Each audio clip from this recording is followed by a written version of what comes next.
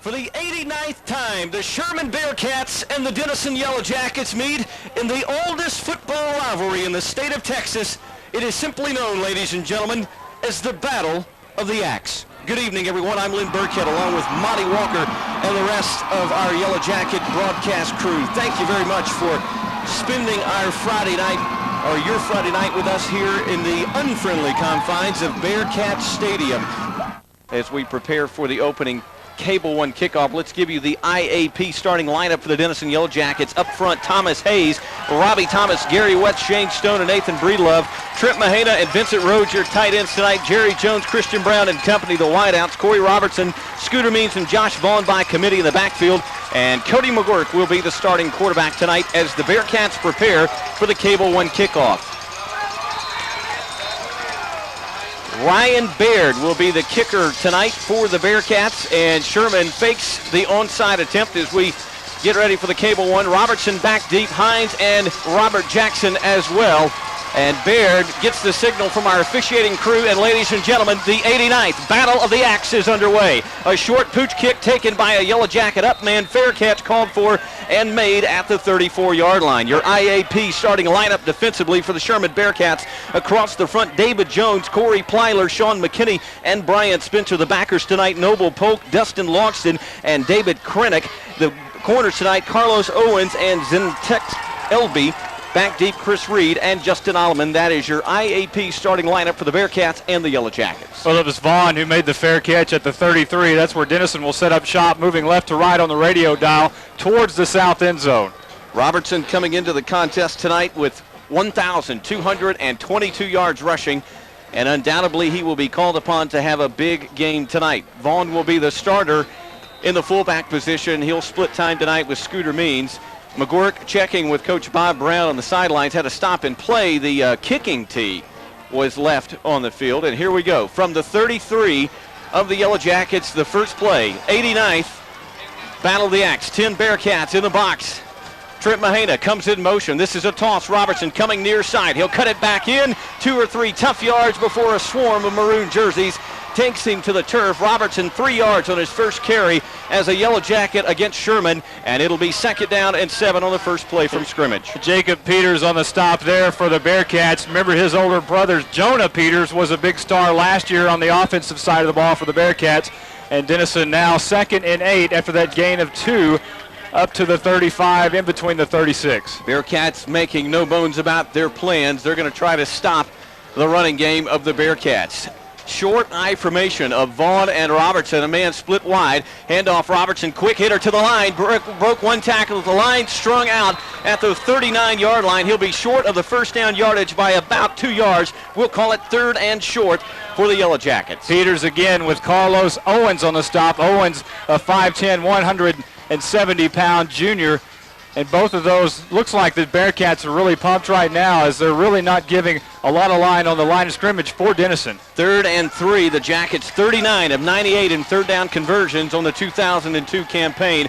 Offset I, 2 receivers to the far side. McGurk play action, back to pass on 3rd down, trying to set the screen up to Robertson. He's got it. 1st down and more as he's wrestled out of bounds at the 41-yard line. Well, that's a beautiful 3rd down play. We've seen it a lot this year. All they do is put McGurk backpedal all the way back and then throw it out in the flats and let Robertson get it. Now it looks like they're going to measure as he's right on the spot. Depends on the left or right foot spot. Let's check down with Jason Smith, our Bratcher Funeral Home sidelines guy. Jason, what's it going to be? Well, guys, it does look like a home cooking spot down here as it's about a yard short of the sticks. Yeah, no doubt about it. The ball, I thought, was out at the 43. They mark it back almost to the 41-yard line, and Jerry Jones called to punt for the first time tonight. Jones, a 35.4 average. Sherman not showing the rush against this punt, although they only have 2 men back in short coverage. Jones gets the snap. This is a dandy, and the Bearcats call for the fair catch. It will be made at the 31-yard line,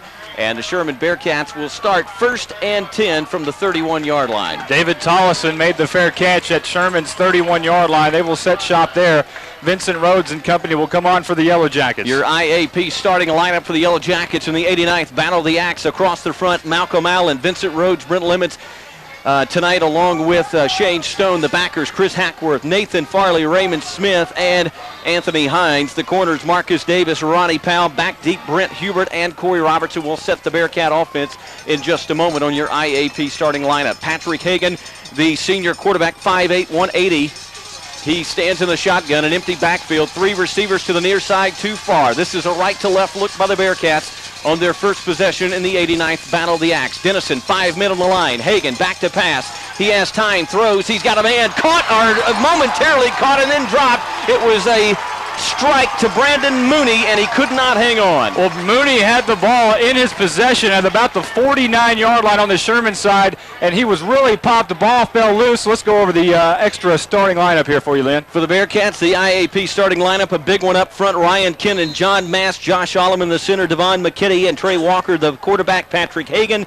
Brandon Moody, the split end, the tight end, Robin Redrick. Tyler Huntsman will be the flanker, and Jeremy Scales, the I-back. He will flank Hagen on 2nd and 10. No score, just underway in the 89th Battle of the Axe. Sherman and Denison. Hagen from the shotgun calls for the ball inside, handoff. Scales hit behind the line. He'll be dropped for a loss. He'll surge back to the line of scrimmage, but they're going to probably stop his progress. No, they're going to give it to him out to the 30, and guess who?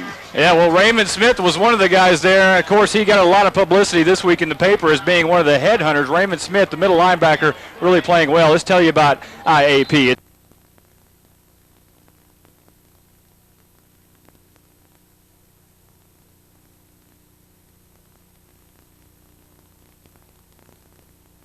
Jackets holding opponents 34 first down conversions on 3rd down out of 97 attempts. This is 3rd and 10. Hagen back to pass. Pressure coming backside by Rhodes. Hagen flushed out of the pocket. Could have been clipped. Throws on the run. Is it complete?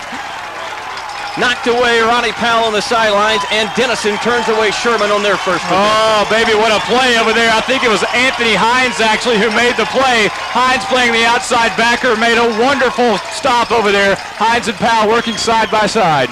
Check down with our Bratcher Future Home sideline man, Jason. So far, so good for the visiting team. It really is, and I think tonight, well, we all know tonight, the secondary of Dennison is going to be a huge key. Ronnie Powell stepping up largely right there. Jackson and Robertson back deep for the Yellow Jackets. Hagen to punt.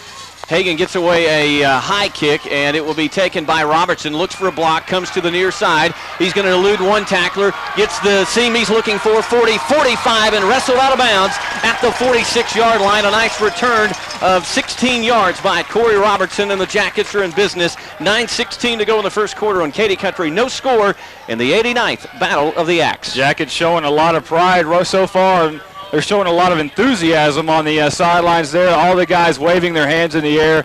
Denison's offense got to start getting it going here. They were close to the first down of the game, just missed it by a hair, maybe a little home cooking on the spot. But the Jackets got to step up right here, and it may be the Corey Robertson show. Could be. Robertson the I-back. Vaughn will be the fullback. Christian Brown splits to the left. Dennison heading left to right on the radio dial. A 2-tight set on 1st and 10 from the 46. McGuirk looks over and will check and calls for the football, and somebody jumped before this one could get underway. And you know what? Everybody but the center moved. Yeah, they say I saw the right guard move first. I believe that was Shane Stone. A lot of those guys, a little miscommunication. You could tell it was going to be a trap play as the right guard was pulling.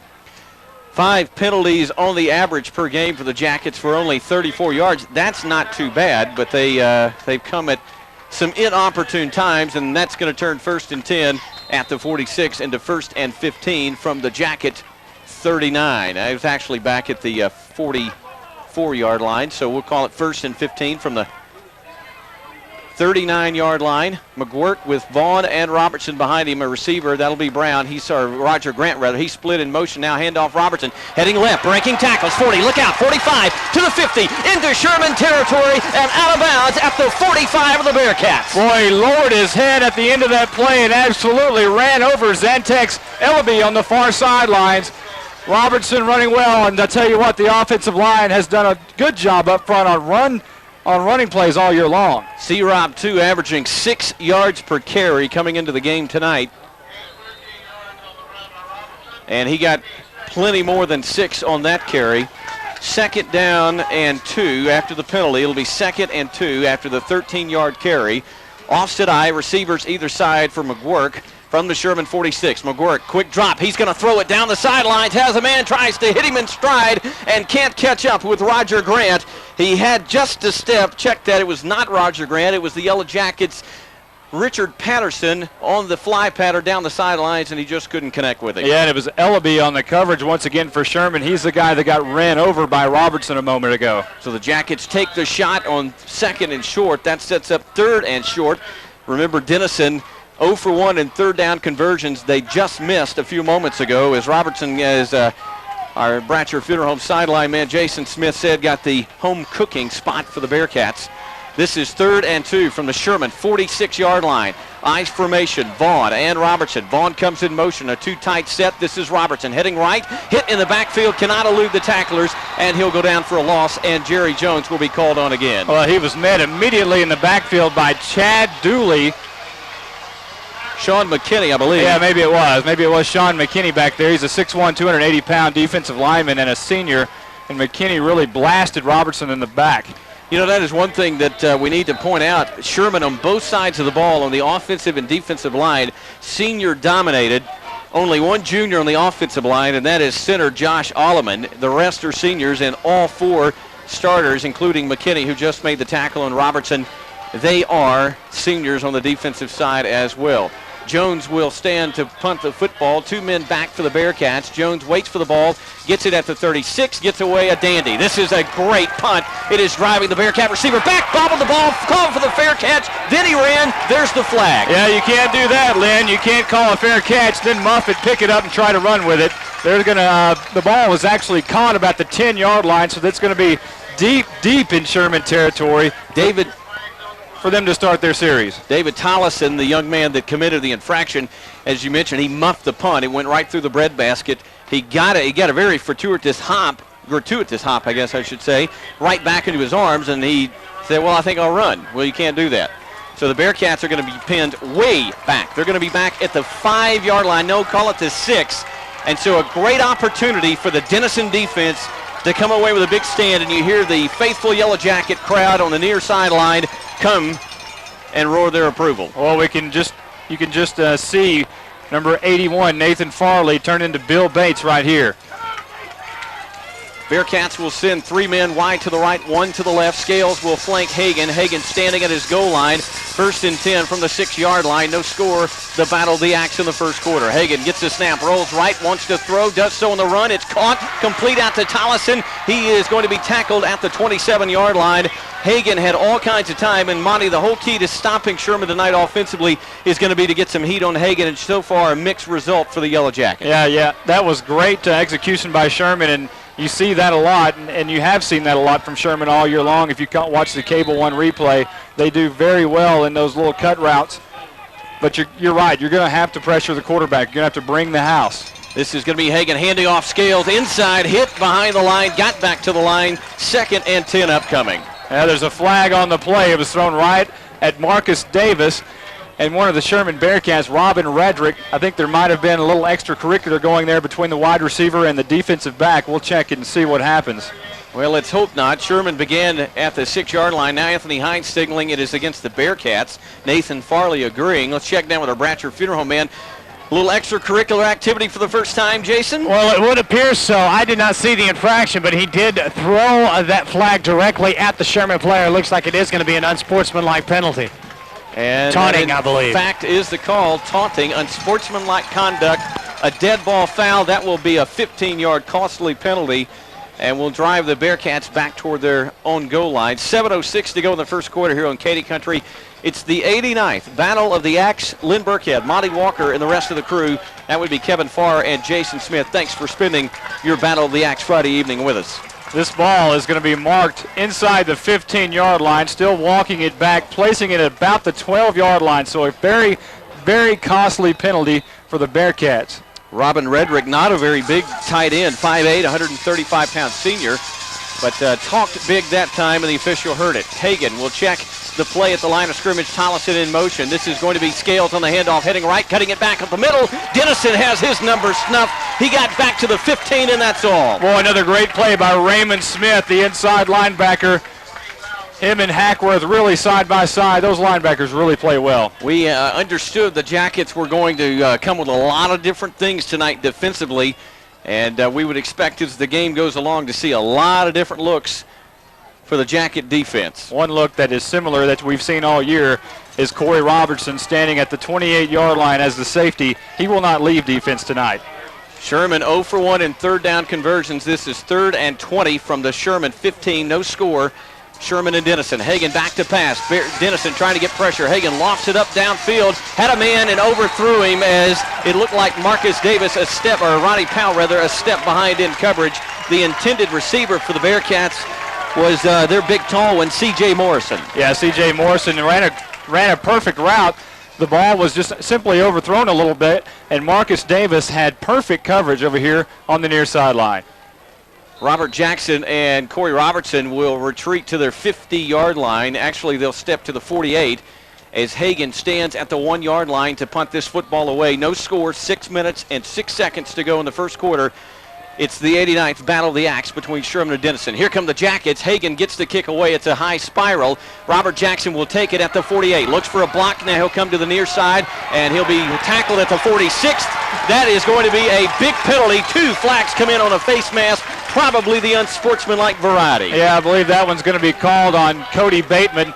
He is a 5'10", 200-pound senior for Sherman. He got a little bit too much in his hand of the face mask, so that's another advantage for Denison. Well, the back judge threw the flag immediately, and someone back up the field threw one from about 15 yards away, and when you see one come hurtling in like that, you can rest assured that it was an obvious infraction, and this will be a 15-yarder against the Bearcats, and so Denison with outstanding field position.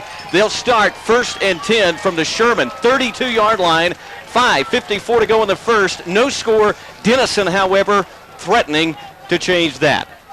Lynn, you've got to capitalize on this field position. Denison outstanding in red zone opportunities. Not there yet, but they score 97% of the time when they get inside the 20. Ronnie Tips looking a little nervous on the far side.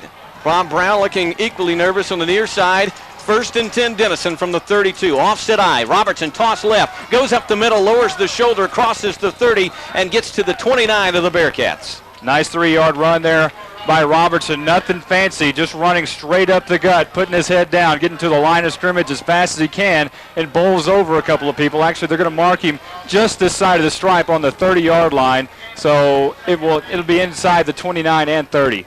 Seniors Trent Mahina and Christian Brown checking into the ball game. Brown will come to the near side. This is a too tight look for McGuirk. Robertson and Vaughn in the offset eye formation. Vaughn will go in motion. 2nd and 8. This is a high toss. Robertson right, cuts it back left. He's inside the 25, down to the Bearcat 23. Should be just short of the first down, but it will be close.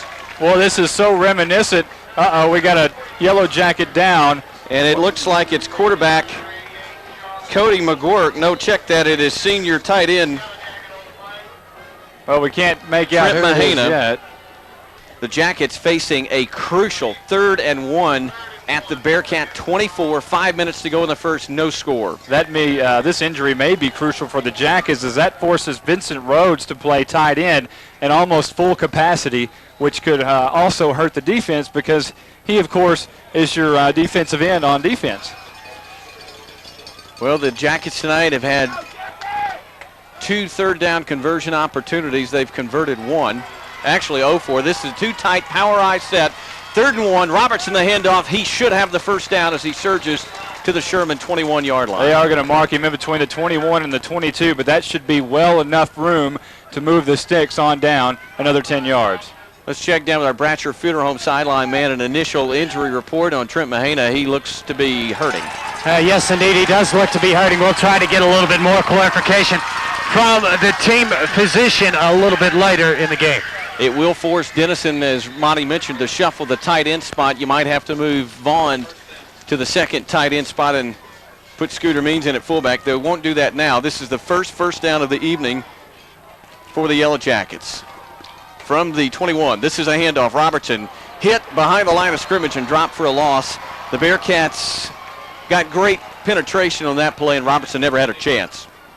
No, he really didn't. He was hit immediately by McKinney once again. McKinney really getting some penetration through that offensive line of Denison, and he's lined up on the right side of the offensive line, which would be Shane Stone and Nathan Breedlove. Both of those guys have been around for a long time. McKinney must be a little bit tough to deal with. He is tough to deal with, and that right side, actually left side of the Denison offensive line, of course, was where Trent Mahina was the tight end. And they went right, Denison went right at that. This will be 2nd and 13 from the 25. McGuirk back to pass. Here's pressure in his face, launches it out. It's complete.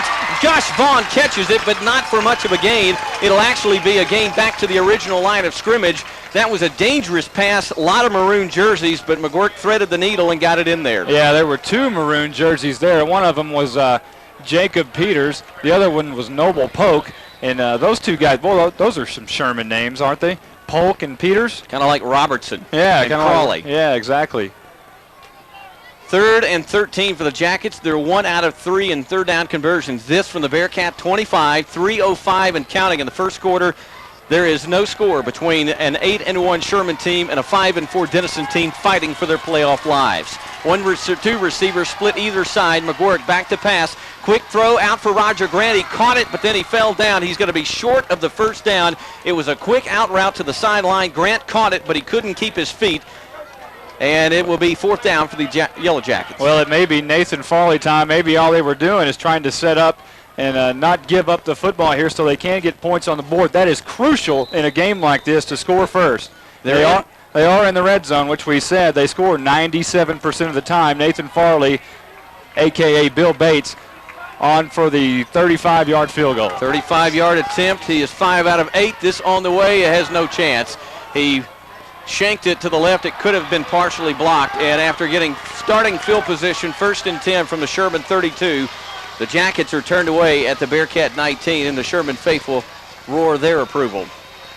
Well, it is unfortunate that the Yellow Jackets are going to walk away there without any points on the board. Like we said, that is so crucial in games like this to be able to score first. Let's hope that doesn't take the momentum out of the Yellow Jackets here, because I believe right now they do gain the momentum in this football game.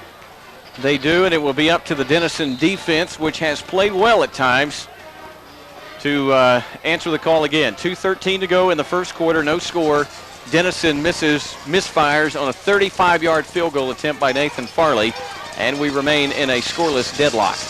Hagen, flanked by Scales to his left side, will call for the football on 1st and 10 from the 19. This is going to be the inside handoff. Scales tried to break the line of scrimmage, and he is pounded into the turf. Boy, he is busted by Raymond Smith. Raymond playing one heck of a game so far. You tell him what the Battle of the Axe means to him, it means a lot, apparently. Scales, a pretty big fella. He's 6 foot 185 and a senior.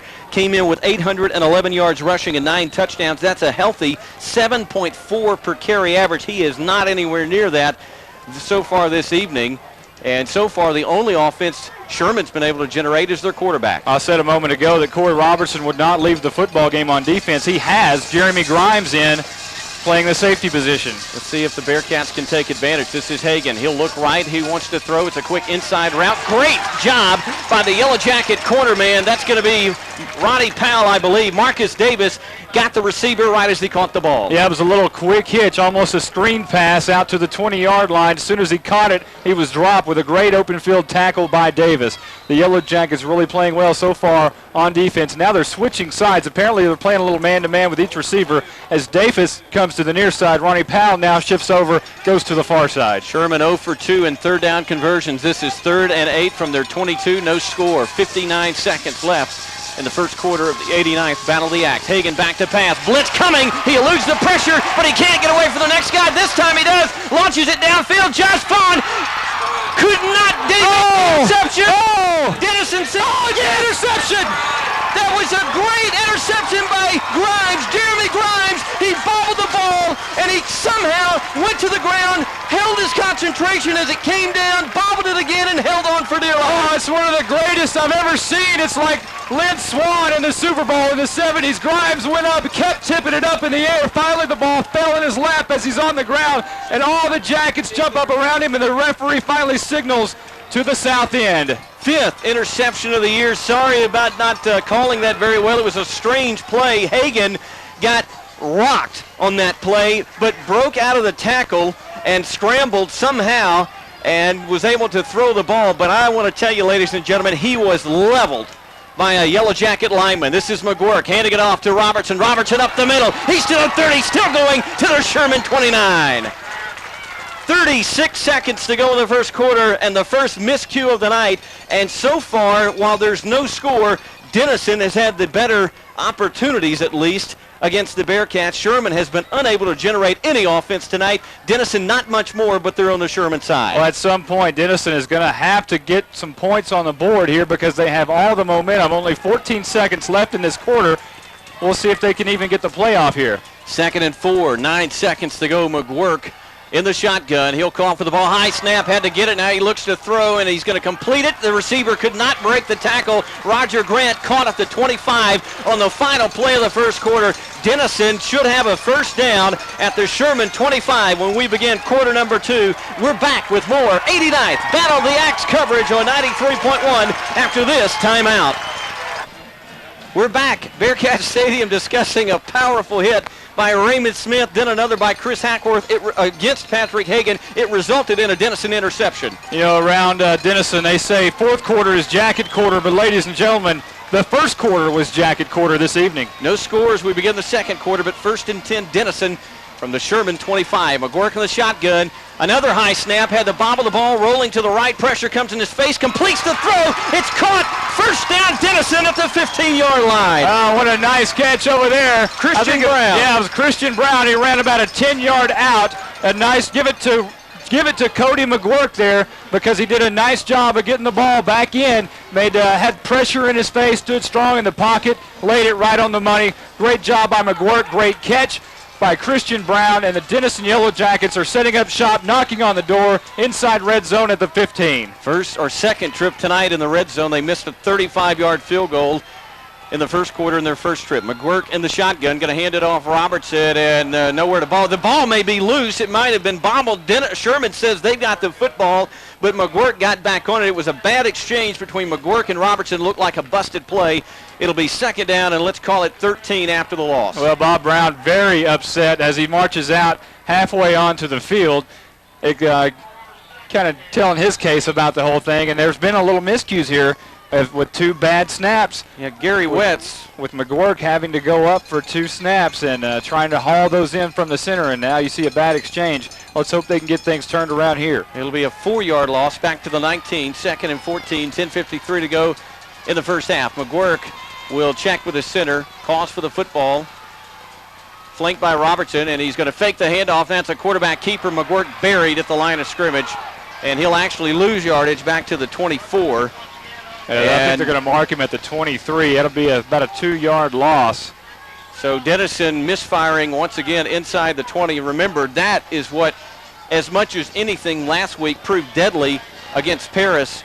2 trips inside the 10-yard line and only 2 field goals. Well, you see a lot of different things here, a lot of different looks from the Jackets. I think you got to almost go with what got you here. 3rd down and 18 for the Jackets from the 24. Sherman urging their home crowd on. A high snap. McGuirk hauls it in, sets the screen up, never had a chance as he tried to hit Robertson out at the 25-yard line. Racy Gass not very happy with that throw.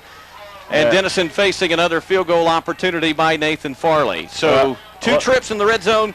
No points yet. Well, you'll see Farley now trying the field goal to the north end. The wind blowing through the stadium from the south, so he'll have the wind at his back now as he attempts probably what's going to be a 41-yard. No, they're going to mark it in between the 40.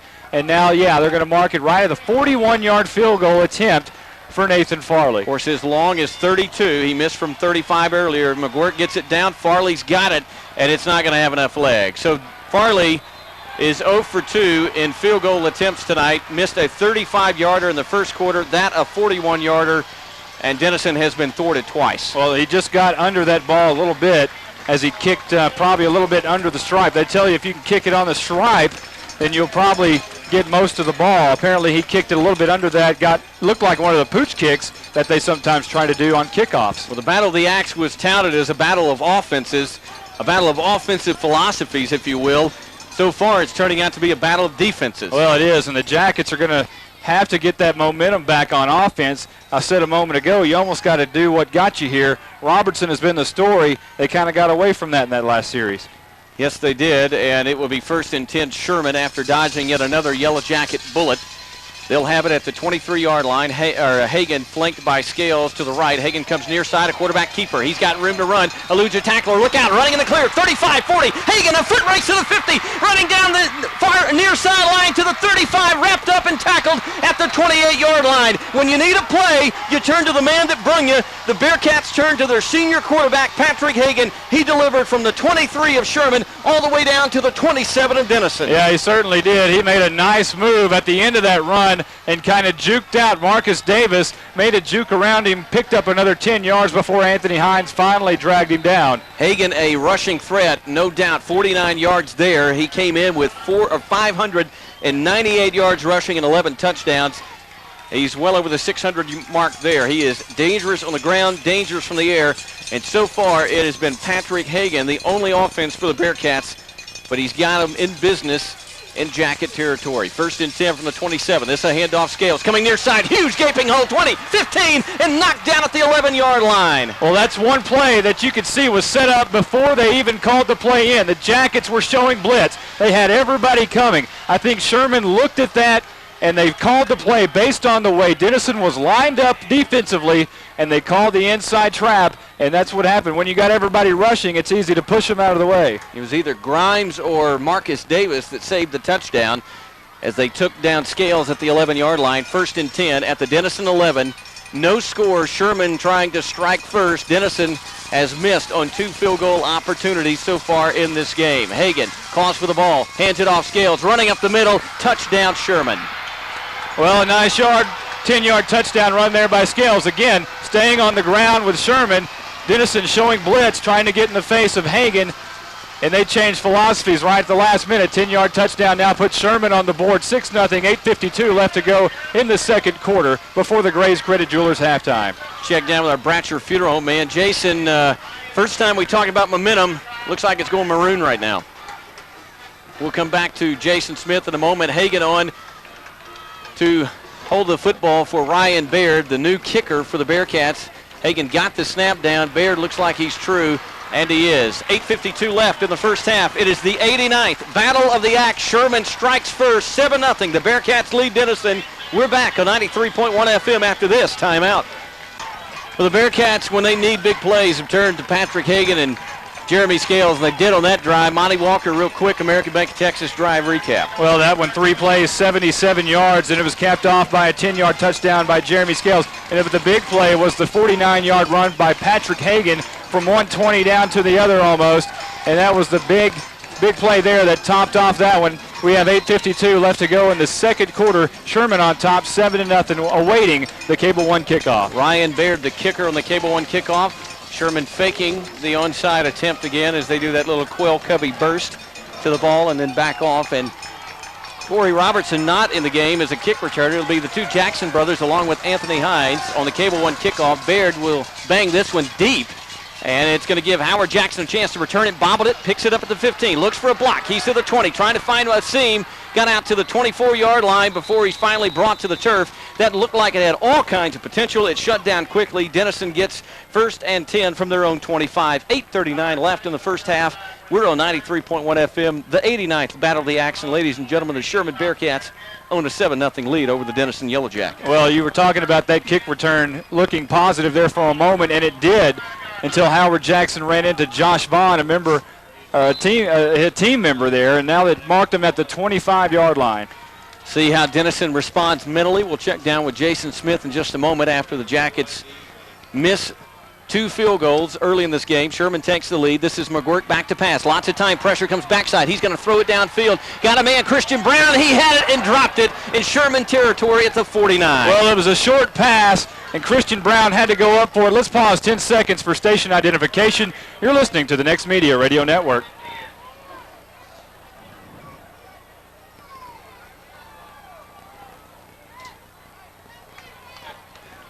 Like I was saying, Christian Brown actually went up for it. It was thrown a little bit short. He tried to go up and make a jumping catch out right at the 50-yard line, but the ball simply went right through his hands. Howard Jackson to the near side for the Jackets. 2 receivers split right. Robertson and McGuirk in the shotgun. This is McGuirk back to pass. He has time, steps up the screen. Tight end screen. Vincent Rhodes caught. 20, 25, rumbles, and pounds his way to the 34-yard line. What a beautiful play. We used to see that run at TCU a lot back in the 80s. It was simply the tight end out. He acted like he was going to block. He held the block for about 3 seconds and then let his defensive end kind of go. He flustered out into the flats. And then Cody looked right at him, threw the ball right at him, and nice play for about 10 yards and close to a first down. It is a first down. Second catch of the year for the tight end, Vincent Rhodes. Remember last week, he was open in the end zone and McGuirk couldn't connect. He had one go off his fingers in the end zone late in the game. He makes the sure grab there, and it's 1st and 10, Dennison from the 35. This is going to be a quarterback, Robertson, coming near side, trying to find a seam, and he's got nowhere to go. He's going to be tackled by 1, 2, 3, 4 maroon jerseys with a 5th there in support. Well, the first one he didn't fool was Carlos Owens from Sherman. He was right there on the near sideline. I think he's the cornerback over here. Wasn't fooled by the play fake at all and had Robertson sniffed out from the go. Scores we're following for you tonight: Sulphur Springs and Paris, Greenville and McKinney North, Wiley and Poteet, and J.J. Pierce and Horn. We're also going to try to keep you updated on G.A. Moore's quest for Texas high school immortality. A win tonight by the Pilot Point Bearcats. G.A., the all-time winningest coach in the state of Texas. This is McGuirk on 2nd and 8. He's going to hand it off Robertson. Robertson running to the near sideline. They're going to give him forward progress out to the 40-yard line before he's wrestled backwards. It'll be 3rd and short. Well, Jacob Peters right there again. Jacob Peters has played a wonderful game so far for the Bearcats. He, playing the safety position, came up and made the play on Robertson. So that'll set up 3rd and about 5. Let's check down with the Bratcher Funeral Home sideline guy, Jason Smith. Kind of momentum swinging down there a little bit. The sidelines, and the Jackets just waiting for that play, that big play to bust open to get them all back into it. 1 for 4 in 3rd down conversions. This 3rd and 5 from the Denison 40. 6:55 and counting in the first half of play. 7-0 Sherman lead here on Katy Country. Vaughn in motion, a 2-tight set. Play action fake. Now McGuirk coming near side, going to have to throw it. He's got nowhere to throw it. The receiver did not run the route. He finally dumped it off to avoid the sack. Hey, you've got to give McGuirk some credit there. He finally, you're seeing the maturing process from McGuirk. He didn't try to force it anywhere. He saw that there wasn't a pass anywhere around, so he simply threw it out of bounds. Didn't try to force it into a receiver or into a crowd. One of two things happened. The receiver either ran the wrong route or McGuirk turned the wrong way, because there was not a yellow jersey, and McGuirk, as you mentioned, the heads-up play, got rid of the football before he was crushed. I almost caught it. 3rd punt of the evening. Yeah, Jason Smith almost caught it, as a matter of fact. Jerry Jones, a pretty good night punting so far. Came in with a 35.4 average. 2 men back for the Bearcats. Jones has plenty of time, gets away a wobbly kick. It will head to the right. Should be no return, but the Bearcats takes a great Denison roll inside the 20, inside the 10, and out of bounds at the 7-yard line. Jerry Jones has been outstanding this year in nailing them inside the 20-yard line. That's his 8th inside the 20-yard line punt attempt. That's about a 53-yard punt, as Kevin Farr tells us there. Beautiful. You can't get any better than that. It wasn't the greatest kick in the world. It was kind of wobbly a little bit. He didn't get all of the spiral that he wanted, but he did. The most important thing is he got the bounce that crept inside the 10-yard line. Is killed at about the 7. 1st and 10 for the Bearcats from their own 7-yard line. They lead 7-0 over Denison. 6:29 to go in the first half of play. 93.1 FM. Thank you very much for spending your Battle of the Axe Friday evening with us. This is Hagen at his goal line, and flags on the play. Whistles will stop it. Somebody might have jumped for the Bearcats. Let's check down with our Bratcher Funeral Home sideline man, Jason. The Jackets did not have enough players on the field that time. Jackets looking for a big play defensively as we come back to play. 6:29 to go in the half. 7-0 Sherman, but they're at their 7-yard line. Denison, not enough men, called the timeout. This is Hagen, back to pass in his end zone. Throws over the middle. It's complete out to the 20. Still running is the Bearcat receiver, and on the reception, that is going to be Rederick, the tight end. And he goes out to the Sherman 24-yard line. You know, I'm not even for sure if they have a tight end in this type of offense. They run 4 receivers out. I think they want to call him kind of a slot receiver, as you have kind of twins look on each side. these are not the kind of receivers you saw that Terrell had early in the season. They're not going to beat you by themselves, but they hook up pretty good with their quarterback and will nickel and dime you to death down the field. They get it out to the 26-yard line, 1st and 10 from the 26. 6:06 to go in the first half. Sherman already up 7-0. The Jackets with 2 blown field goal opportunities. This is Scale, and he is going to be in jail, tackled after a short gain at the line of scrimmage. Tried to cut it back right, cut it inside, shouldn't have done that. Well, he shouldn't have, because Chris Hackworth was right there, and I'm telling you what, just about every time that these guys are not blitzing and they call the running play, Chris Hackworth, Raymond Smith are right there to make the stop every time. Well, Hackworth and Raymond Smith, the 2 leading tacklers for the Yellow Jackets, 83 tackles for Raymond Smith. He's first, and it's 57 for Hackworth, and they're both continuing to climb. Robbie Thomas also in the game on the defensive line. For 2nd and 10 from the 26, Hagen in the shotgun. He's back to pass. Dennison tries to get some pressure on him. The ball was overthrown, could have been perhaps intercepted. Marcus Davis was the closest receiver. It looked like to me his feet came out from under him, or he might have had a play on the ball. Yeah, he might have. The ball was thrown towards the Sherman Bearcats sideline, more so than it was him. And you're right. I think he just lost his footing a little bit. Of course, these cornerbacks switching with the receivers or staying with man-to-man coverage. So Davis will come near side. Ronnie Powell going far side as Sherman moving left to right on the radio dial now. Crucial 3rd and 10 from the 26 for the Bearcats. Hagen coming near side. Here's pressure. He'll roll out of the pocket, throws on the run. Had his man Tollison. It was just behind him. Tollison got the mitts on it but couldn't haul it in, and it should be punting time for Patrick Hagen. Well, very fortunate for the Yellow Jackets, because Tollison was right there to make the catch, and he had plenty of room to make the first down, as it was right at the 40-yard line in Sherman territory. That would have been good enough for a first down, but the Yellow Jackets turn them away, and now we'll get the football at plenty in pretty good field position, as Robertson is standing at his own 45-yard line along with Robert Jackson. 51 games since Denison has returned a punt for a touchdown. Hagen will bang it. This is a short kick, a wobbly kick. It's a Denison kick, and Hagen boots it. He'll blow it out of bounds at the 30. They're walking it up. Where did it go out of bounds? It's all the way inside the 35, 34-yard line as Hagen shanks it, and Denison, for the 3rd time tonight, sets up with excellent field position. Well, if they're going to mark that at the 34, it looks like a 12-yard punt, or 8-yard punt. Make it 8 yards. That's not what Sherman wants, but Denison will take it all day long. And here you go again. Here's the 3rd opportunity. The Jackets at some point are going to have to put points on this board, and to tie this game right now would be very crucial. Justin Briscoe into the ball game in Trent Mahina's spot. Roger Grant split to the left. He'll go in motion right to left on the radio dial. Deep handoff. Robertson running up the field. Tries to bounce it outside. Nowhere to go as the Maroon jerseys closed in. He got about 1, maybe 2 yards. And it'll be 2nd down and long. And let's go back to last week in the first half, Monte. Twice, Denison with 1st and goal inside the 10. They came away with 6 points instead of 14 points. And tonight they've been turned away twice inside the Sherman 20. They've got to get it going deep in their opponent's territory. Well, I think the best possible scenario right now, with 4:38 and counting down to the Grays Credit Jewelers halftime show, is for Denison to come somehow stall it out, take all of that time off, tie it up, and go into halftime tied with the momentum. That would be magnificent for Denison if they could somehow do that. Jackets have too many men in the huddle, and they will be penalized. They had an extra gentleman on the field. Well, it was Vincent Rhodes and Justin Briscoe who kind of got screwed up a little bit there, as both of them were in the game at the tight end position. Again, that may be due to the fact that Trent Mahina not in there. A little confusion as to whether Briscoe should be in there or Rhodes.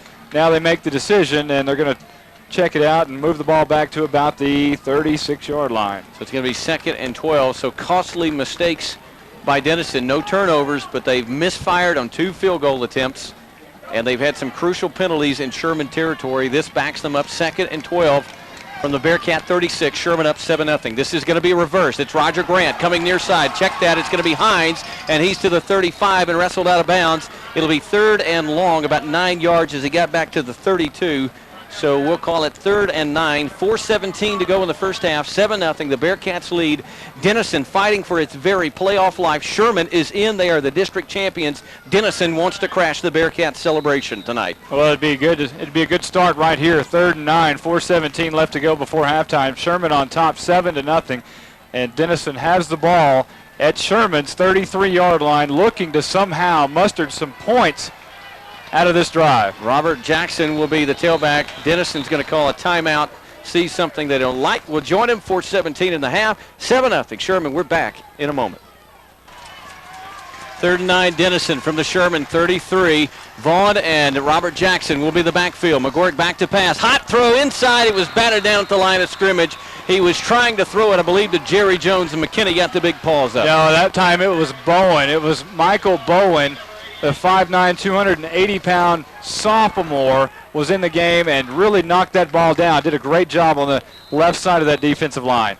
Well, Denison opting to go for it here apparently after 2 missed Farley field goals. This would be about a 50-yard attempt, so they're not going to even consider that.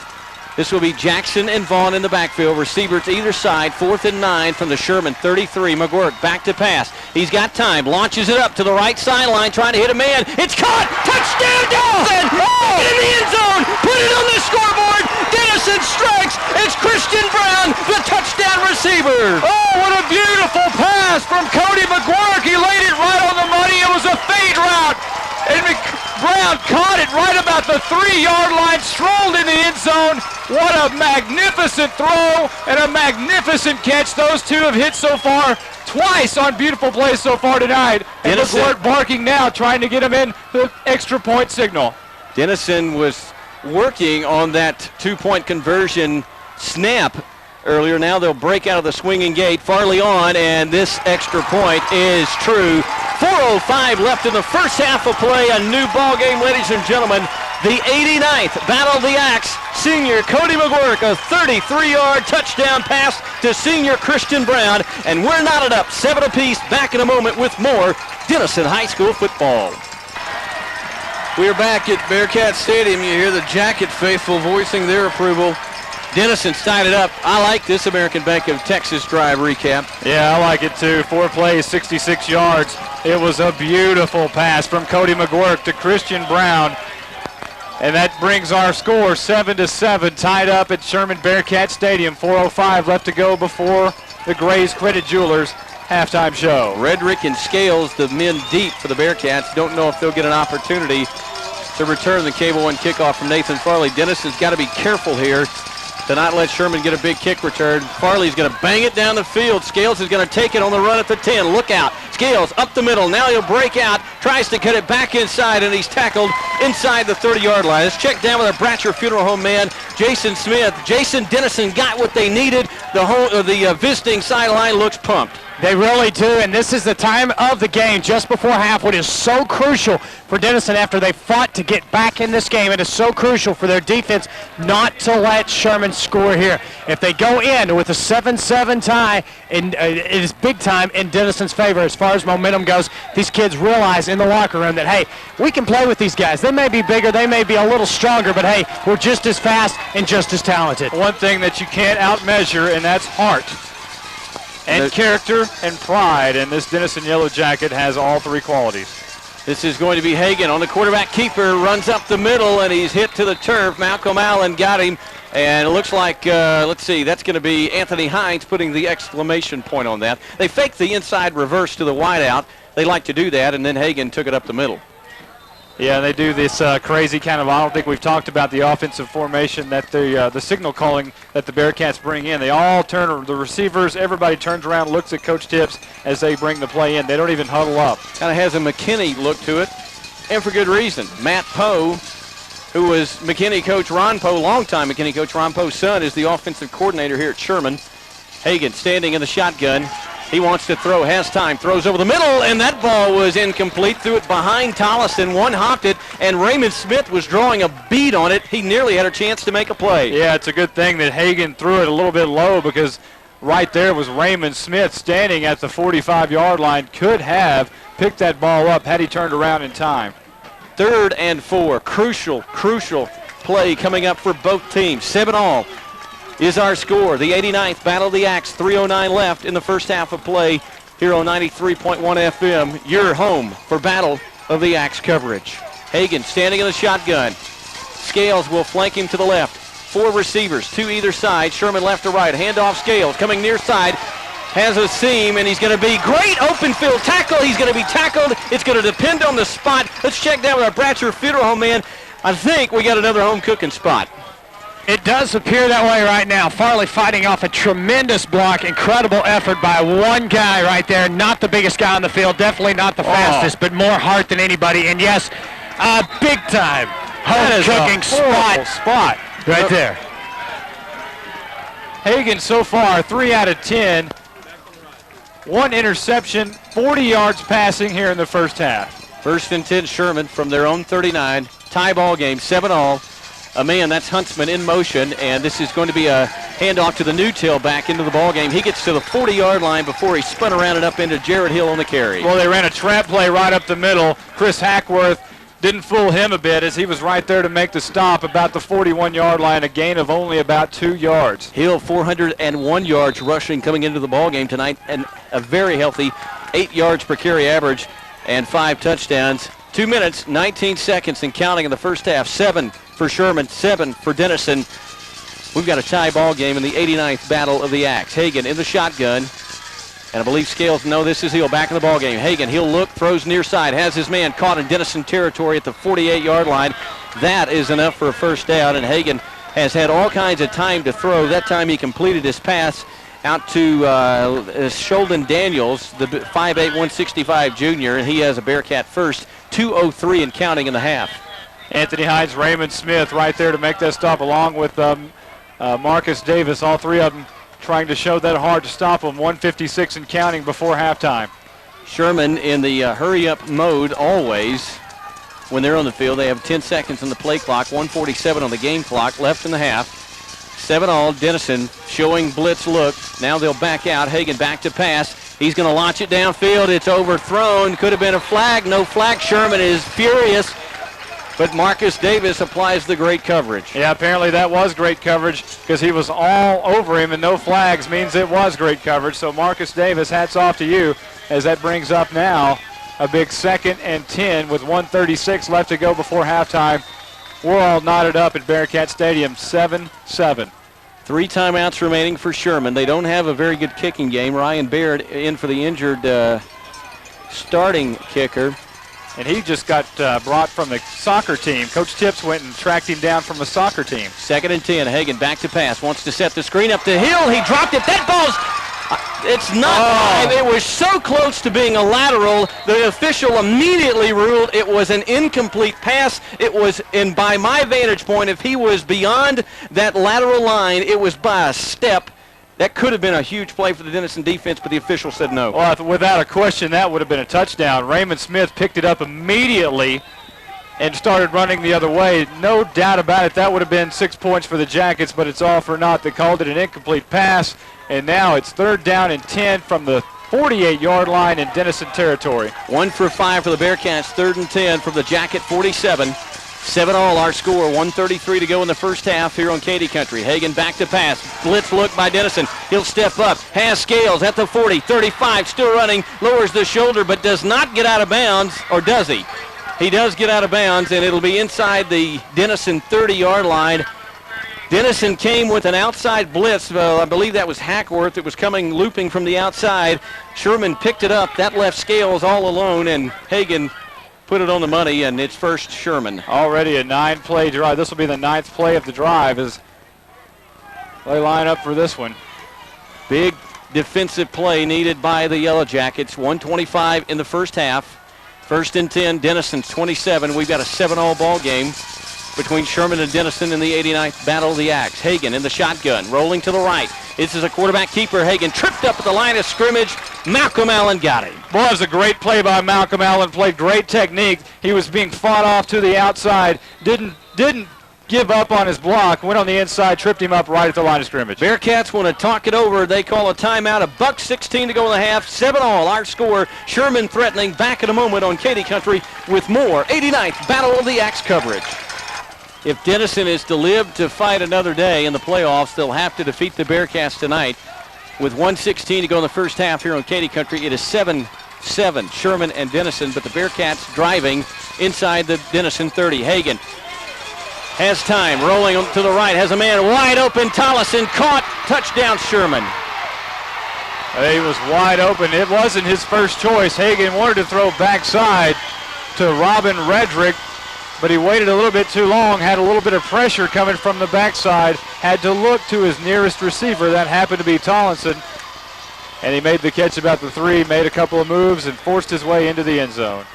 That becomes especially problematic when you consider that Sherman won the opening toss and will undoubtedly want to receive the football to begin the second half of play. Only 1 minute and 6 seconds remaining in the first half. Sherman, after letting Dennison come back and tie it on the strength of a 33-yard McGuirk to Brown touchdown pass, has completed their own 27-yard touchdown pass to Tallis from Hagen to Tollison.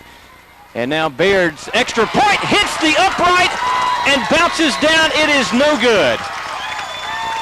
Wow, 1:06 to go in the half. Timeout on the field. We'll take it. We're back in a moment on Katy Country. 13-7, Sherman in the lead. With 1:06 to go in the first half of play, we'll give you an American Bank of Texas Drive recap after your Cable One kickoff. Well, Anthony Heinz does average 43 yards per return. If he gets an opportunity to return the ball. Sherman is going to do the Quail explosion. They're going to kick it.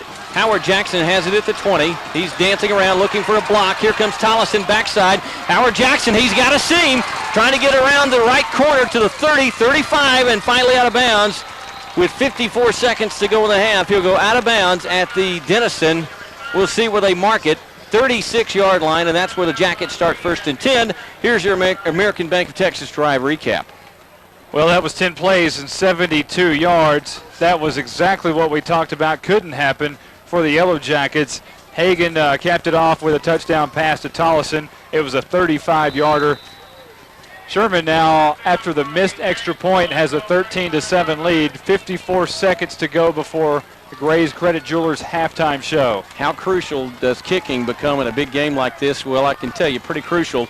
2 missed field goals for the Denison Yellow Jackets, a missed PAT for the Bearcats. Robertson running outside, has a seam, lowers the shoulder, and might have picked up the first down. I think he did, out to the 46-yard line. Jerry Jones with a good block on the corner. Well, not only Jerry Jones, I believe Josh Vaughn out there making another nice block out there towards about the 40-yard line in Denison territory. Christian Brown checks into the ball game along with Robert Jackson. Checking out will be Jones and Robertson. 44 seconds to go. Most importantly on that carry by C-Rob 2, he got out of bounds. Yeah, sure, Denison could take the lead if they got to the end zone, as Ryan Baird, a soccer player brought in for the A-League Bearcat kicking game, shanked the kick and hit the upright. 41 seconds and counting in the game, or in the half rather. 13-7 Sherman. This is a quick throw. Christian Brown has it. It's a hook and lateral, and it is going to be, I believe, Robert Jackson running inside the Sherman 40 and out of bounds at the 38. It was Christian Brown caught the quick out by McGuirk, and he hit Jackson in stride. Well, it was perfectly executed, as McGuirk did hit Christian Brown right out in the flats. As soon as Brown caught it, was looking for Robert Jackson to come strolling by. As soon as he caught it, he just made the underhanded pitch. Jackson went strolling by, picked up another 10 yards all the way down to the 40 of Sherman. Got out of bounds, too. This is Brown, and he's going to get out of bounds as he catches it and goes out at the 34-yard line. So McGuirk showing a hot hand here in the first half. He has a 29-yard touchdown, check it, a 33-yard touchdown pass to Christian Brown. He's had a couple of big plays here. 23 seconds to go. Dennison at the Sherman 34, facing 2nd and 4. Clock stopped, 23 seconds to go. You've at least got to get in field goal range. 13-10 is a great ball game. And you really don't know where field goal range is tonight. This is true. Robertson will be the I-back. McGuirk looking right, throws. Brown has it inside the 30, turns it up to the 25. Dennison has a timeout. They'll have to burn it here with 15 seconds to go.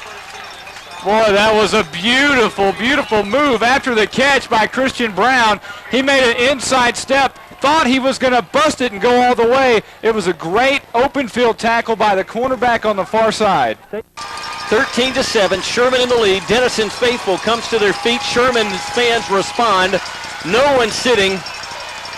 McGuirk in the shotgun. Three receiver look. He's back to pass. Pumps, fakes. Now he's going to toss it to the end zone. He's going for Christian Brown, and it's incomplete in the corner of the end zone into triple coverage. McGuirk ill-advised to throw that pass, but it works out for Denison with 8 seconds to Well, go. that wasn't a great decision that we've seen from McGuirk all night long. 3 defenders right there, including Jacob Peters, and also Carlos Owens, and another linebacker, Lewis Self, was right there.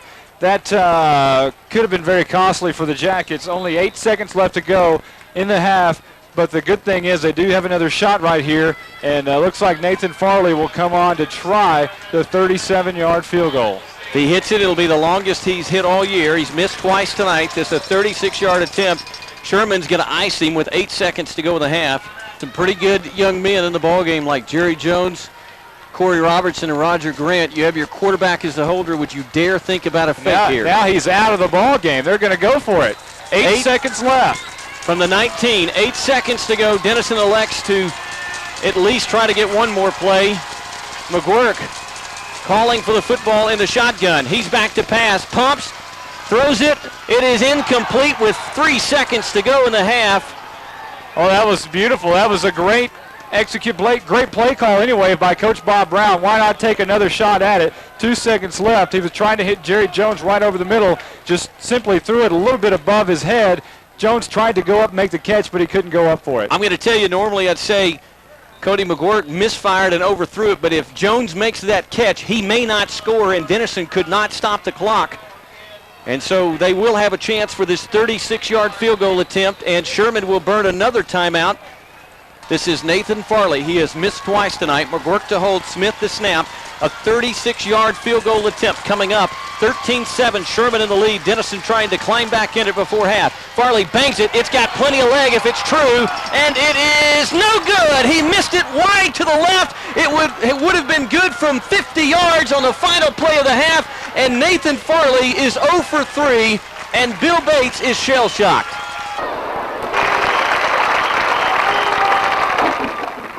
You're getting ready for the Cable One kickoff to begin the second half of play. Your IAP starting lineup for the Sherman Bearcats, who will get the ball from the north end zone, heading left to right on the radio dial. Up front, Ryan Kinnan, 6'1", 290, a senior, 5'10", 300 senior. John Mast, the left guard. The center, 6'2", 275 junior, Josh Alleman. 6'1", 340, Devon McKinney, the right guard. 6'1", 190, Trey Walker. He's the little guy on the line. That's your Sherman offensive line. Cable One kickoff. Farley's going to bang it down the field, and it's going to be taken by an up man at the 25-yard line, and he is going to be hammered to the turf around the 34-yard line. The receivers for the Bearcats, Brandon Mooney. The tight end, Robin Redrick, and Tyler Huntsman. The quarterback, of course, Patrick Hagen. Jeremy Scales will be the halfback of the one-back offense.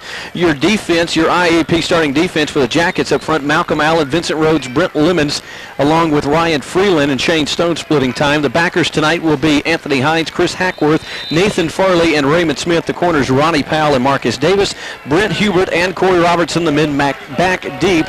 And that, ladies and gentlemen, your IAP starting lineup as we begin the second half of play. 13-7, Sherman in the lead. They have the ball. Huntsman in motion. He's got the handoff on a receiver reverse. Tries to cut it inside. Look out. He's got lots of room to run. 50, 45, 40. This is a foot race. Huntsman cuts it in at the 20 and lost his feet. Marcus Davis was able to take a little bit of his momentum away, and Huntsman could not retain his footing, and he is inside the Dennison 18-yard line. Yeah, that was a nice run by Huntsman. That was kind of unexpected by the Jackets. Obviously, the guys weren't expecting that, as they were probably expecting Hagen to come out firing. And Robertson was the guy who missed the tackle initially on that play. Don't see that very often, but they got Huntsman isolated on the corner, and he split a couple of Yellow Jacket defenders and turned the wheels on. This is going to be a fake. Hagen on the keeper. He's up the middle of the field to the 15, hit around the 11-yard line, and that's where they'll mark him down. It should be very close to a first down, perhaps a yard or two shy. Let's check down with our Bratcher Funeral sideline man. Not the way the Jackets had diagrammed it up to start the second half. Not at all, and you could see that play shaping up from the sidelines absolutely perfectly, but unfortunately the Denison defense don't have the same vantage point that we do. 3 receiver look for the Bearcats as Hagen looks to the far sideline. Scales in the ballgame with him. 1 receiver to the right, so a 4 wide out look for Sherman on second down and 3 from the Denison 11. 13-7, Sherman in the lead. Early in the second half, they're looking for more. This is Hagen, back to pass. Here comes the heat, dumps it off the screen pass to Scales. He's at the 5, he's in the end zone, and the Bearcats pick up where they left off in the first half. 10:37 to go in the third quarter, and Sherman has opened up a 20-7 lead, and Monte, we talked about it at halftime. We talked about the Jackets were going to have to put some heat on Hagen, and that time they tried. Unfortunately, the Bearcats were hoping they would. Yeah, they certainly were. That was a nice play. You could see that set up. You see Dennison run that same play quite often as they just bring everybody to him. Let's see the quarterback back up and let everybody run at him and then simply dump the screen pass right over the defenders to the back. Sherman will go for 2. 19-7 is the lead. A man in motion, that's Tollison. Hagen gets it, rolls, wants to throw, and he's buried. He was buried by Raymond Smith. And very nice gesture by Hagen as he got up and said, hey, great job. 10:37 to go in the third quarter, 19-7. We're back after this timeout. Anthony Heinz, Robert Jackson, and Howard Jackson will try to break a streak. They'll try to get a touchdown return for the first time in 49 games. As we get ready for the Cable One kickoff, now an American Bank of Texas Drive recap. Monte going the wrong way again. Well, that one 3 plays, 65 yards. Didn't take very long for Jeremy Scales to find the end zone for the second time. It was an 11-yard touchdown reception from Patrick Hagen, the quarterback. And now Sherman with a 19-7 lead. 10:37 left to go here in the third quarter. Quail onside is coming. Now it's going to be the pooch kick. And Howard Jackson takes it at the 25. Looks for the wedge, and he'll go up the field, and he's buried in a sea of maroon jerseys, and they're going to give him progress out to the 34-yard line. Your IAP starting lineup for the second half for the Jackets: up front, Thomas Hayes, Robbie Thomas, Gary Wetz, Shane Stone, and Nathan Breedlove. Cody McGurk, the quarterback, Christian Brown, Jerry Jones, and Richard Patterson have been your wideouts tonight. The tight ends after the injury to Trent Mahina are Vincent Rhodes along with Trey Irby, I believe, and it will be Corey Robertson and Josh Vaughn in the backfield. Roger Grant actually checking into the ball game now. This will be a 4 wideout look for the Yellow Jackets. Robertson flanking McGurk to the right. 1st and 10. First play from scrimmage of the second half for the Jackets offensively. This is McGurk. He'll throw the hot route, and it's intercepted, and this is a touchdown going the other way, and unless the Jackets can catch him, they do. But the Bearcats had that one sniffed out. Roger Grant was the intended receiver, and it was Brian Spencer who intercepted the ball. It was Zemes Elby was the guy who made the receptions. He read that immediately. As soon as McGurk dropped back to pass, he made a break, knew exactly where he was going. Apparently McGurk telegraphed that pass over to Grant because he was right there. As soon as, like I said, he made a break for it as soon as his arm went back. Well, the Bearcats are efficient, and they are also deadly when they get down in their deep in their opponent's territory. And Sherman has had a propensity to make opponents pay for mistakes, and that mistake has the Bearcats set up 1st and 10 at the Denison 11-yard line. Hagen in the shotgun, and he's going to fake the handoff. He'll burst up the middle, heading to the left pylon. He strolls in. Hey, ladies and gentlemen, it's a disastrous start for the Denison Yellow Jackets to begin the second half. They came into the half trailing 13-7, and with 10:10 to go in the third quarter, the Bearcats have opened up a 25-7 lead as McGurk's interception comes back to haunt Denison quickly, and Sherman beginning to look very much like the district champions that they are. Yeah, that was pretty much a gift by the Yellow Jackets, just kind of hand-wrapped to them, and now of course, a good team like that will take advantage of it every time. Hagen on, Baird trying to atone for his earlier shank of a PAT, and this is a good snap, good hold, and guess what? He atones for it, but he hit the crossbar in almost the same exact spot. This time, it hooks through the uprights. Well, when it's working, and it's working for the Cats here in the second half. 26-7 is the Bearcat lead in the 89th Battle of the Axe. The Jackets, a lot of work to do. We're back in a moment on Katy Country. Here's the difference in the game, guys. 3 red zone opportunities for Sherman, 3 touchdowns. 3 red zone opportunities for Denison, nothing. That's it. That is the difference in the ball game. 10 minutes, 10 seconds to go in the third quarter, and Denison's playoff hopes flickering dimly right now. As Baird approaches on the Cable One kickoff, he's going to bang it deep. Howard Jackson, they keep giving it to him. Let's see if he can break the streak. He's up to the 20, 25, still going out across the 30, and then wrestled to the turf at the 31-yard line. So the streak lives. Denison has gone 49 games without a kick return for a touchdown, 51 games without a punt return for a touchdown.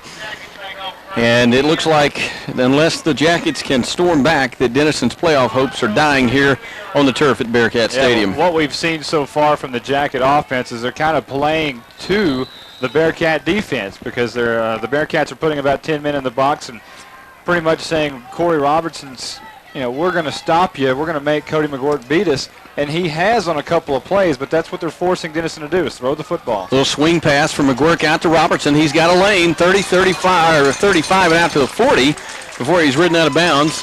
And that's going to be probably enough for the first down. Let's check down with our Bratcher Funeral Home sideline man, Jason Smith. The fans had barely gotten settled in the seats, and whoa, what's the number of that maroon-colored truck? No kidding. 14 straight points have set the Denison fans right back into their seats. Those of you who have radios here in the stands, we've got to have you guys cheering instead of just sitting there and crying in your cookies. Crying in your cookies. Crying in your cookies. Haven't heard that in a while, but that's what the Jackets are doing right now with 9:51 to go in the third. They do have a first down and lots of time. Maybe they can climb back into it. Let's hope so. This is McGuirk handing it off Vaughn, and Vaughn gets his first carry of the night, I believe, and he'll pound his way for a 2 or 3 tough yard gain before he's slammed backwards. Well, they're going to mark him at the 44, so you can give him a gain of about 3. I don't know how he got 3, because as soon as he took the ball, he was kind of lost. One of those old Robert Newhouse type 3-yard gains. Roger Grant checks into the ball game. Christian Brown checking out. Both of those young men desperately hoping this is not their final high school game. Second down and 8. The ball at the Denison 44-yard line. 26-7, Sherman in the lead. Robertson, high toss, hauls it in. Tried to find some daylight, and he got about 3 yards, and that's it. And then the Sherman players, they need to stop that. That's ridiculous. They were riding him back all the way near the 30-yard line. He got out to the 46.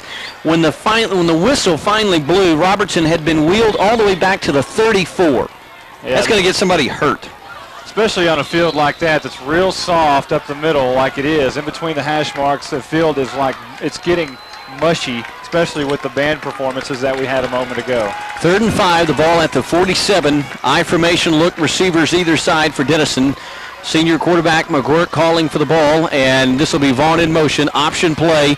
Robertson's going to get the toss, tries to get outside, lowers his shoulder, and had nowhere to go. Great pursuit down the line by the Bearcats. Well, he was met immediately by Peters again, and he's played that pitch wonderfully so far tonight.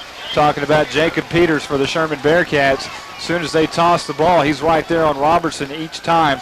Somebody's going to have to pick him up, whether it be the fullback Vaughn or somebody on the outside. Well, Ronnie Tips looks like he is on his way to becoming the all-time winningest coach here at Sherman High School. He'll surpass familiar name, John Outlaw. I was here for John Outlaw's last game. I was doing sideline for Sherman way back in 1994. That, of course, is if Sherman holds on to win, and it's looking pretty good for them right now with 7:46 to go in the third. Still lots of time.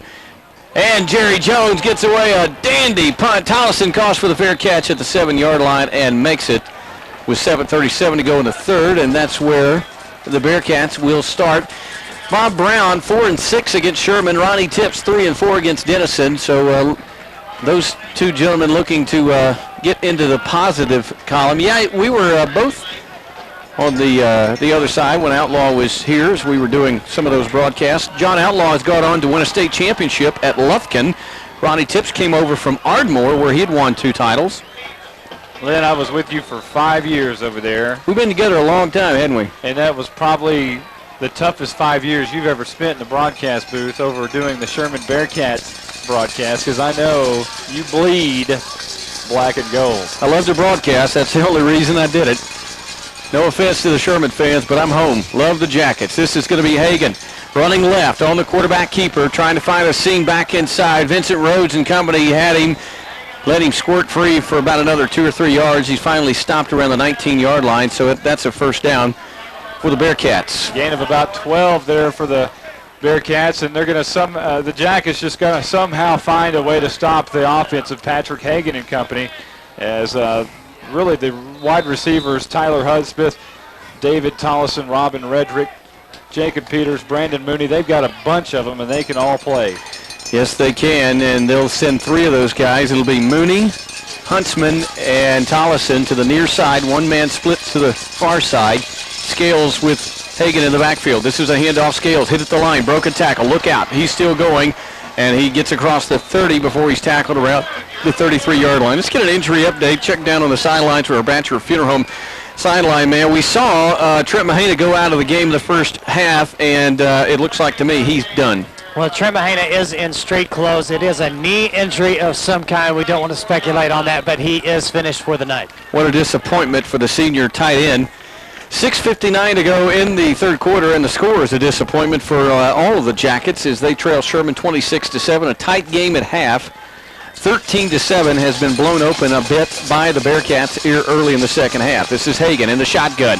Dennison trying to blitz, throw over the middle, and there was a great hit by Chris Hackworth. Unfortunately, Huntsman caught the football for the Bearcats. It's close to another first down. Yeah, Tyler Huntsman coming right across the middle and caught the ball right in between the hash marks. Chris Hackworth leveled him as soon as he caught the ball. Nice job by Huntsman to even to retain possession of the football after a hit like that. Tyler Huntsman, not a big fella. He's only 5'10", 170 pounds, and Chris Hackworth unloaded on him and let all of his 5'11", 185 take off from the field. Second and short at the 43. Hagen in the shotgun. Back to pass, rolls away from the pressure. Now he steps up in the pocket and runs. 45 to the 50, Hagen to the 40, and steps out of bounds at the Dennison 38-yard line. Dennison had him in jail, and Hagen, as he does so often, eluded three would-be tacklers and turned it into a big gainer. You know, I'm getting ready to see Patrick Hagen graduate. I may show up at the Sherman graduation. Yeah, well, we need to get that young man a gift. You know, this game is unfortunately beginning to take on a tone. I mentioned in the first half, it kind of looked like that game in 2000 that Denison won 10-7. It's kind of looking like that 1999 game that was close at half before Sherman blew it open to win 52-10 going away against the Jackets.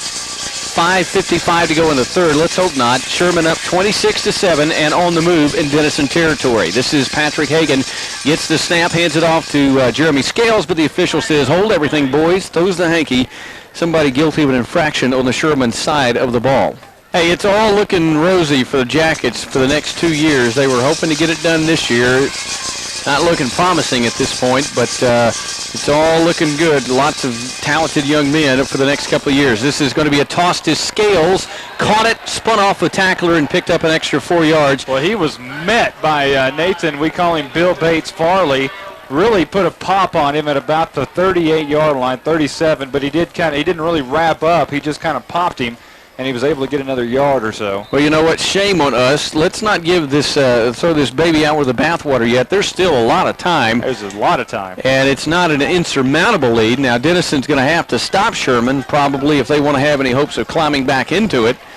But a stop here and a Jacket quick touchdown, and Denison could be right back in the thick of things. Huntsman in motion. This is Hagen running the quarterback keeper left, cutting it inside, has a seam, and then he disappears as Robertson and company take him to the turf. Well, Malcolm Allen was the first guy there to take him inside the 30-yard line. They're going to mark him at the 29 in Denison territory, so give Sherman well, they're not going to get the first down. It's going to be third and very short.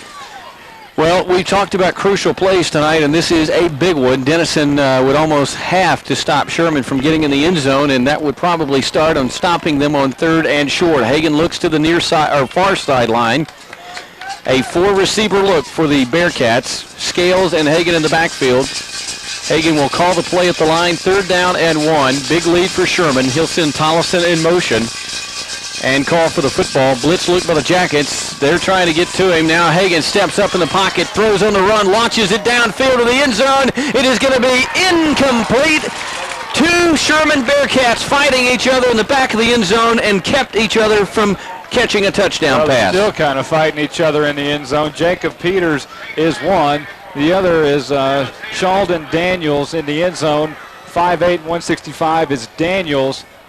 5'9", 170 is Peters. They were both jumping about the same time, went up for the ball. Both of them seemed like they had it at one point, then it fell incomplete in the back of the end zone. Stephenville has shown up on the field as the Bearcats play 4th and 1. Four men to the near side, 3 to the far side. Hagen's going to keep it. Now they're going to do all kinds of weird things and flip-flop back around. It is 4th and 1. Now they'll get into a conventional offense, and Scales runs up the middle for 5 yards and a first down. What was that all about? Well, they're just throwing some different looks there. That might be something for the game film, not for this week, but maybe for weeks down the road as they're heading. They think they're heading on down to. They are heading on playoff road, so they may be just trying to throw some things out there. Well, the Jackets were licking their chops. Patrick Hagen is not the biggest fella in the world, and he didn't have a whole lot of protection right there around that center if they had in fact snapped it. What we've seen from Sherman, though, when they get in that Stephenville offense, Hagen runs it 90% of the time. This is 1st and 10. Sherman with a new set of downs at the Denison 25. Hagen back to pass. Going to launch the fade up down the sidelines, trying to hit his receiver, and he throws it out of bounds. Incomplete. That pass was thrown very high, almost looked like a punt. He was trying to hit his receiver, Robin Redrick, in the front corner of the end zone. Threw it very high, tried to get him to run underneath it on a fade route, but he faded it too much to the out-of-bounds mark.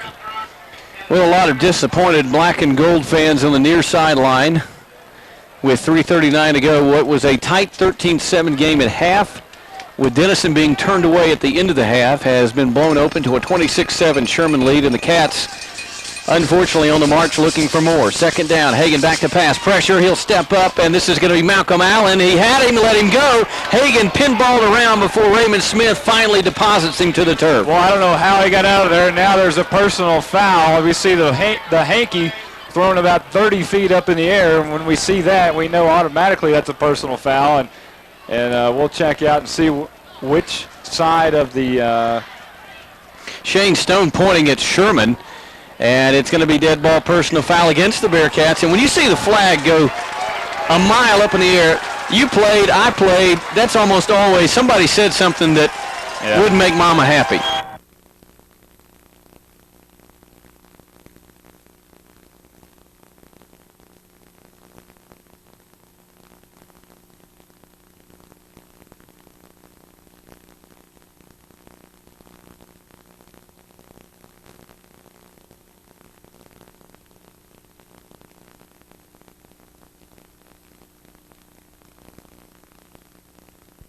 Hagen, after the Bearcats are penalized, he'll run it on a quarterback keeper, and he's going to elude a couple of jacket tacklers outside 30, 25, turns it inside, and gets to the 21-yard line before he's wrestled to the turf, and down and 8, and Hagen rolling to the far side. Here comes the pressure, and for the first time tonight, Hagen is sacked in the backfield, and guess who?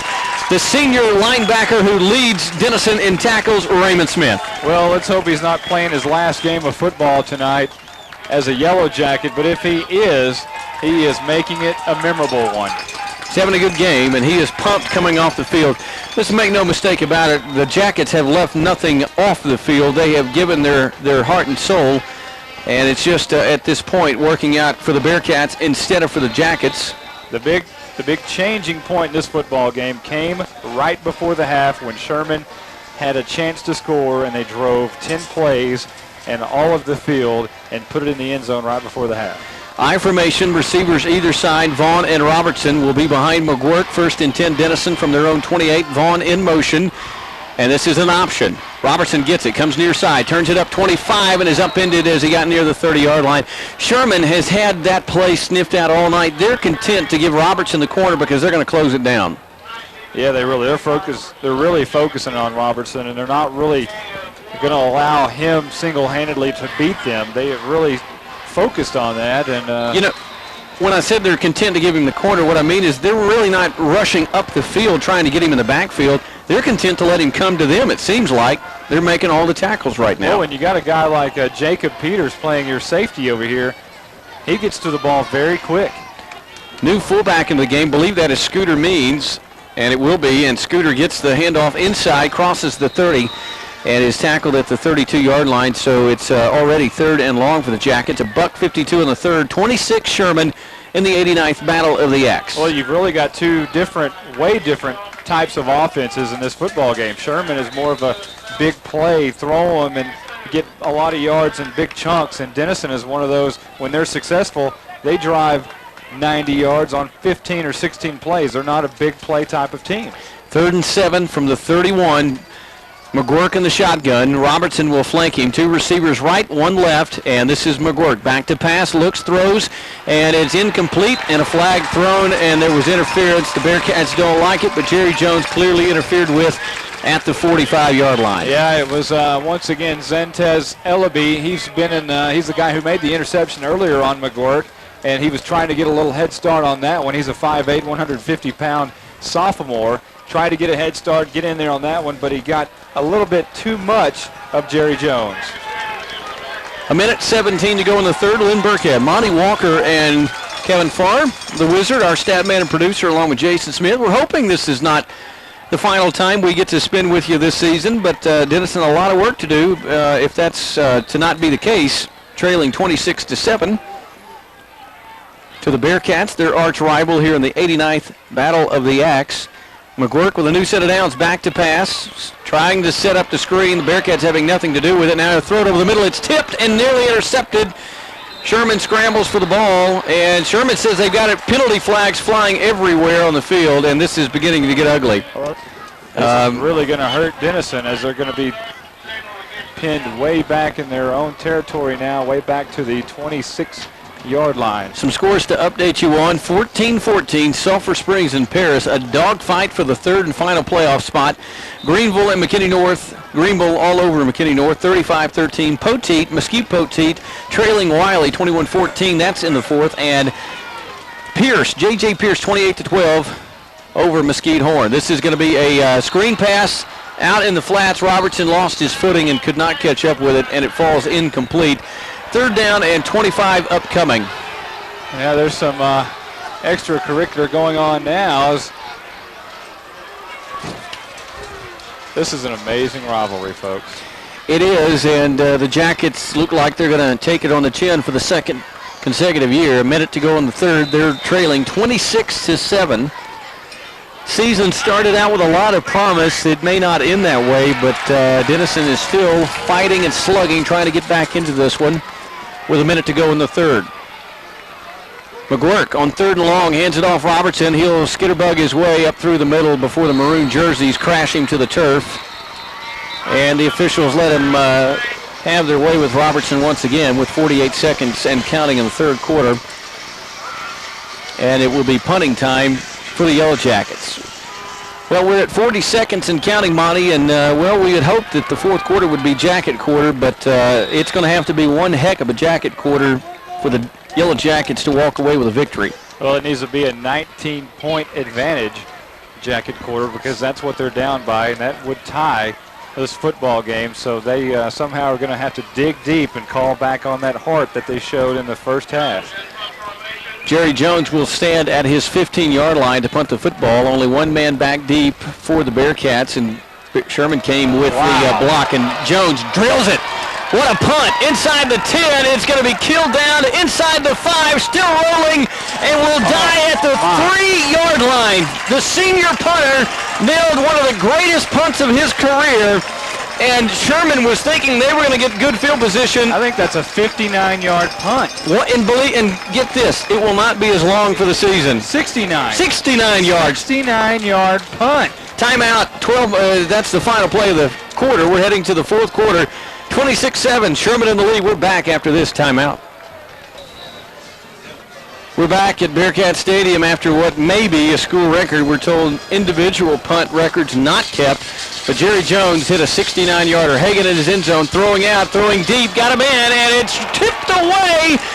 And what a great play that could have saved a touchdown. Anthony Heinz running in coverage, got his paw up, knocked away what was almost assuredly going to be a catch, and then it would have been a foot race to the goal line. Yeah, it would have been. Anthony Heinz. Remember, folks, Anthony Heinz started out this season playing defensive end. You don't normally see athletes like that playing defensive end. He is an incredible athlete with a lot of speed. Remember, he was a tailback last year who had over 600 yards, and he was running stride for stride, made an outstanding play about the 40-yard line to knock that ball away. Well, if the Jackets could get a quick turnover and a quick touchdown, they'd be back into this game. This is going to be Hagen running out of the end zone. He'll try to cut up the field. Look out. Hagen running in a foot race. 20, 25. Hagen drugged down from behind at the 31-yard line. Marcus Davis drags him down, but hold everything. There is a flag down at the line of scrimmage. There is another flag down at the 30.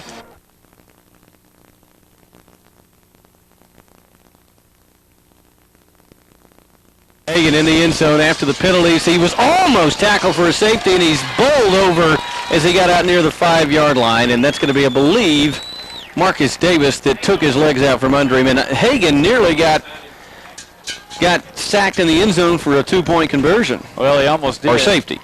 Yeah, the safety. What's going to happen here is it's going to be a huge play, 3rd and about 7 or 8. We'll call it 8. And this is, if Denison's going to have a chance to get in this football game, a huge turnover would be nice right here. Hagen at the line of scrimmage, and that is going to be the 4-yard line. Stands in his end zone. Calls for the ball. It's back to pass. Pressure comes in his face, throws it over the middle. It's caught, 1st down, and a whole lot more as the receiver got out to the 30-yard line, and that is going to be Mooney.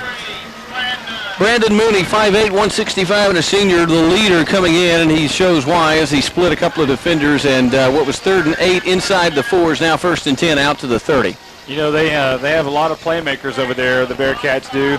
The Yellow Jackets, of course, have their big one, Corey Robertson, but it seems like Sherman, not only Patrick Hagen, but they got receivers to go with it. Jared Hill, the fullback, gets the handoff inside, breaks tackles. He's still going to the 40 and out to the 46-yard line before he stopped.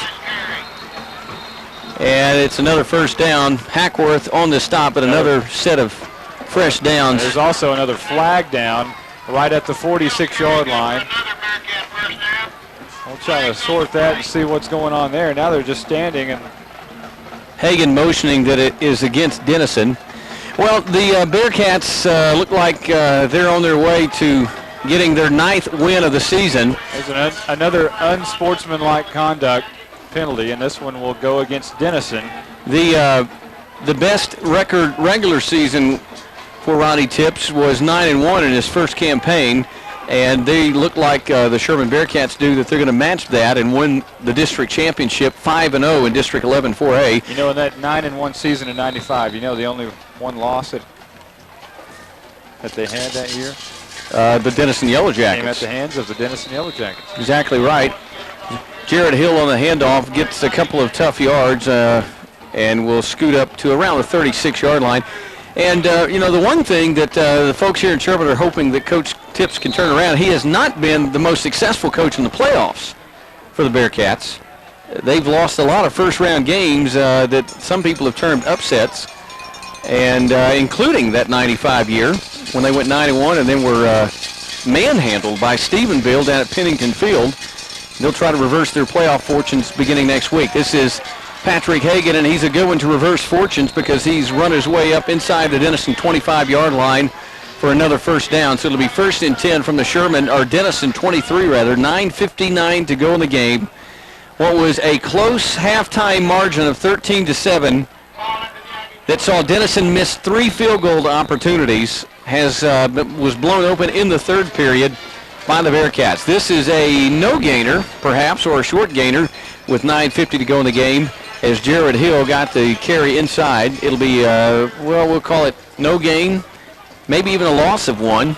So 2nd down and about 10, maybe 10.5 yards to go for the Bearcats, who are in the no huddle. Well, Hagen before this drive had 250 total yards of offense. He is well above 300 now. Yeah, he's the man that makes them go. Very good athlete, very smart athlete. 2nd and 10 from the Jacket 23, and Hagen has the ball. He's back to pass, has time, throws it, it's complete. Huntsman eludes a tackler, still dancing around, and he'll go down around the 19-yard line, short of the 1st down. Farley laid a lick on him, but didn't take him to the turf, and Huntsman had to dance around a little bit. And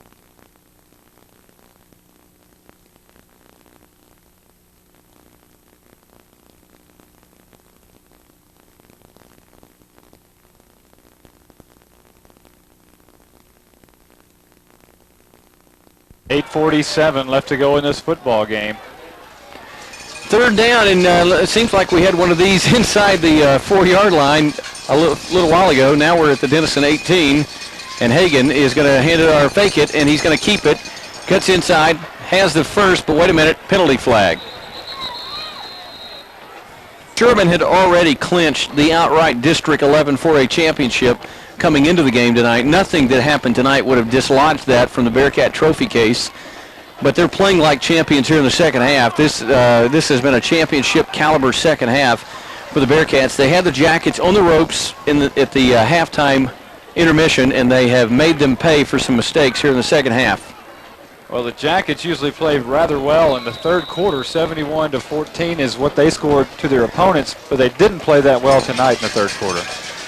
Hagen looking to the far sideline, clock running, 8:21 to go in the game, and unfortunately it looks like 8:20 to go in the Yellow Jackets 2002 campaign. 3rd down and 12 at the Denison 18. Hagen flanked by Scales, calls for the ball and fakes it to Scales, pumps right, comes back, throws the post route down the middle of the field, had his man. It was Huntsman in the back of the end zone, but he couldn't haul it inbounds. It's incomplete, and that'll set up 4th down. Yeah, the ball was thrown just a little bit too far out of the back of the end zone. He would have made the catch had it been somewhere towards the middle of the field or not in that situation, but it was a nice throw. Well, the Bearcats do not have a kicking game. That has been displayed tonight, and that could really hurt them down the stretch run in the playoffs. And they elect to go for it here on 4th and 12 from the 25. As Hagen stands in, calls for the ball, back to pass, rolling right, pressure coming backside. He runs from it, dumps it off. It's going to be complete. Flag on the play. They've got men down the field on there. 1st down. But let's see what the hanky is. Well, I know it's going to be Josh Alleman down the field. It looked like he was a receiver on the play. 6'2", 275 junior. Looked like he was out for a pass. They actually stopped him short of the 1st down, and Denison declines and gets the ball turned over on down, so they'll start at the 15. 7:51 to go in the game. It's been all Sherman in the second half, 26-7, and really it's been all Sherman since Denison knotted it up in the second quarter, 7 apiece. Sherman has scored a bunch of unanswered points since that juncture. They have scored 19 unanswered points and lead Denison 26-7. Well, you know, Monte, see what the Jackets can do here. Pride becoming an issue. Denison wanting to make a good showing even if they are unable to come back and win this game. Jerry Jones catches it, 19, turns it up 20, 25, sandwiched between 2 Sherman defenders and goes down at the 30. I want to go ahead and do something here. I got a feeling something's going to happen, and I just want to go ahead and concede. I got a feeling that Texas and OU are going to play for the national championship, and I'm going to go ahead and concede. I want everybody to turn on your tape recorders right now. And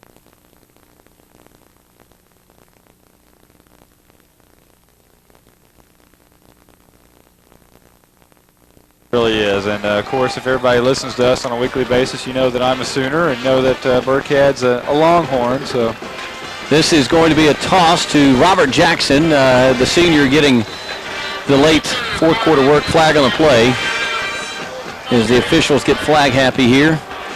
Actually, it's Robertson on the carry, and he's a little slow to get up.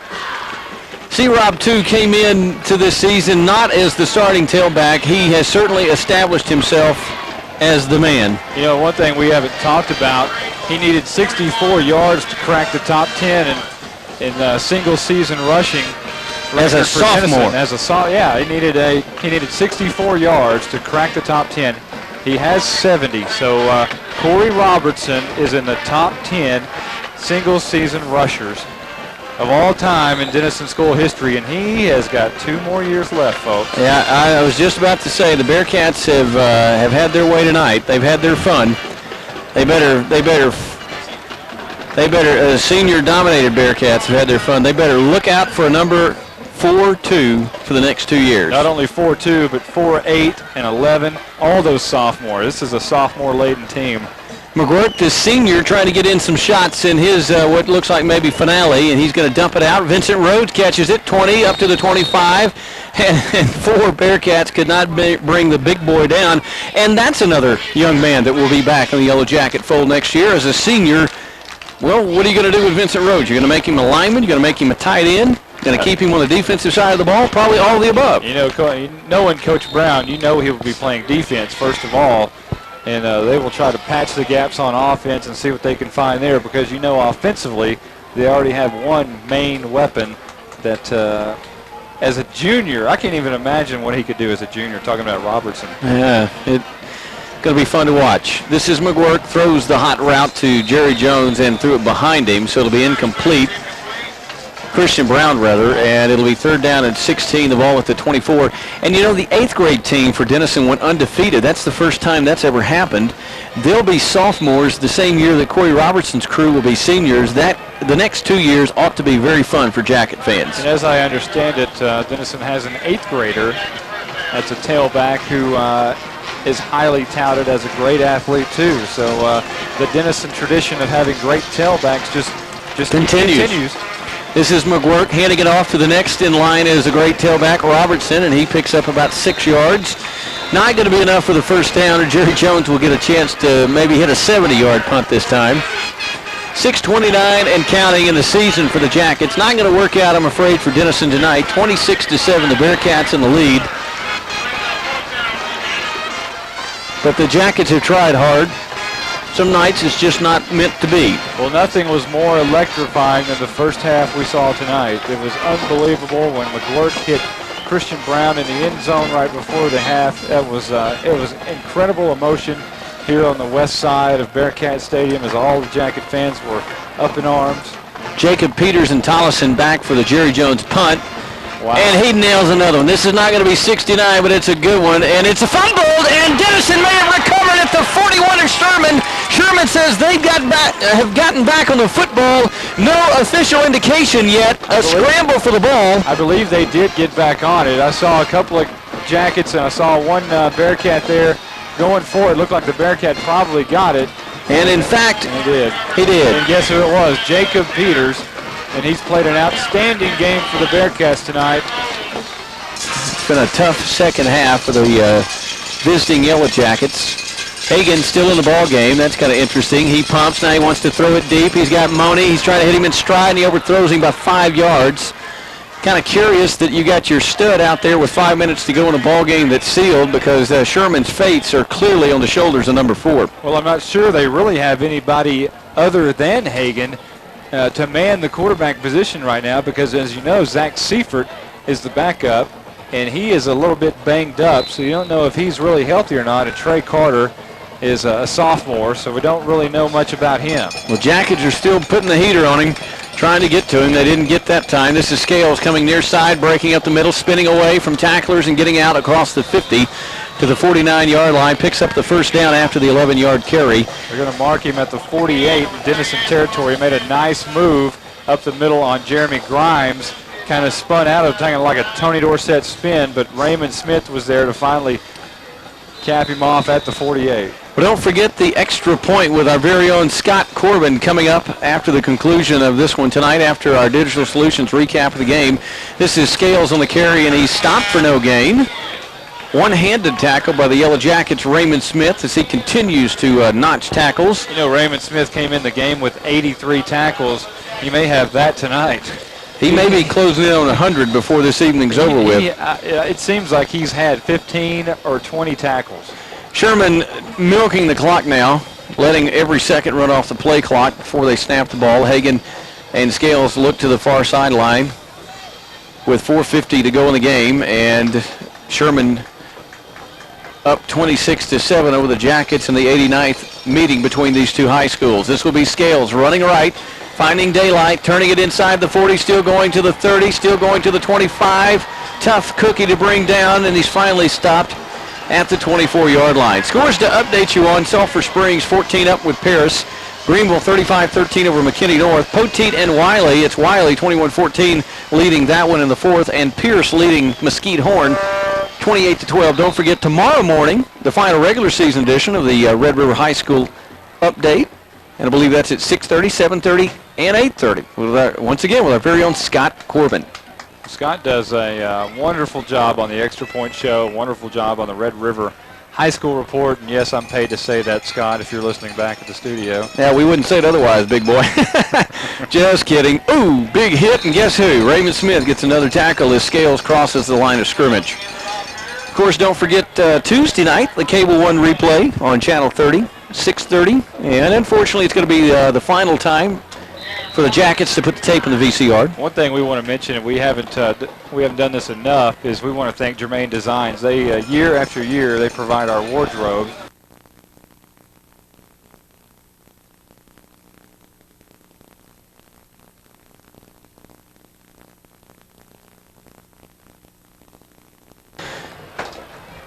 This is going to be Hagen running a quarterback keeper, and he is crunched as he went up the middle.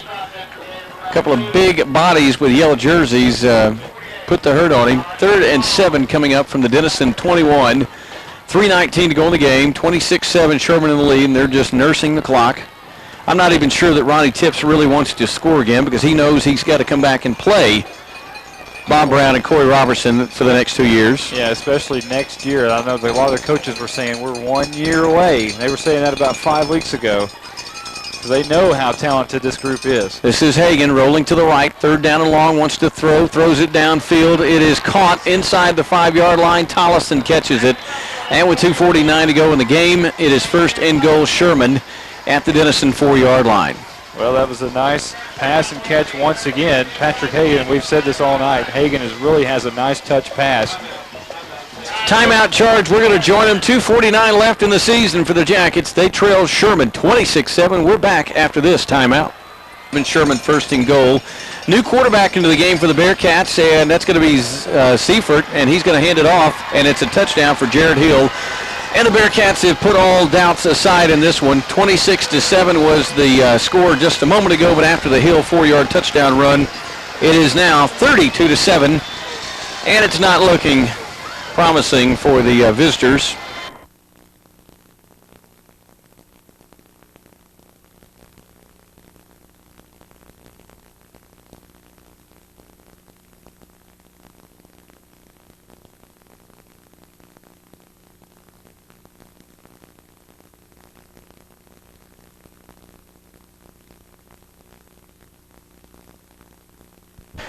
This is going to be Bear trying a PAT, and guess what? I don't think, well, he did hit it. He limped it through the uprights.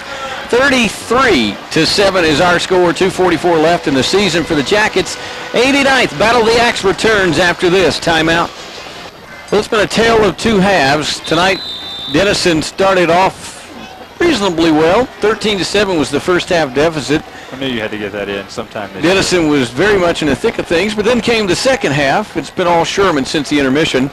This is the quail kick, and it is going to go back into the end zone, and Denison will start with 2:40 to go in the game, 2:38 actually, as the clock operator let a couple of seconds run after it went out of the back of the end zone. It'll be 1st and 10 from the 20-yard line. And unfortunately, go ahead and give the trivia winner. I don't mean unfortunately. There. Unfortunately, not for Jim McClure, because he's our trivia sponsor. State Farm agent Jim McClure. I want to thank you for our trivia questions all year long. We had a winner this week. Bruce Edmaston, you win. You and Jim Taylor and Nona, you guys win all the time. And Bruce, you're our winner this week, and we want to thank you for participating. You had the correct answer of 19 individual rushing games for over 100 yards for a Denison back versus Sherman all time. Well, let's see what the Jackets can do in the final couple of minutes of the season. This is going to be a fake, and McGuirk is going to be in jail. Dumps it off. Grounded it. Flag comes out. Intentional grounding will be the call on Cody McGuirk there, as he was under all sorts of pressure. All sorts of duress. Back at his own 10-yard line, and he simply just tried to throw the ball away to avoid the sack, and you can't do that outside the pocket like that. Let's pause 10 seconds for station identification. You're listening to the Next Media Radio Network.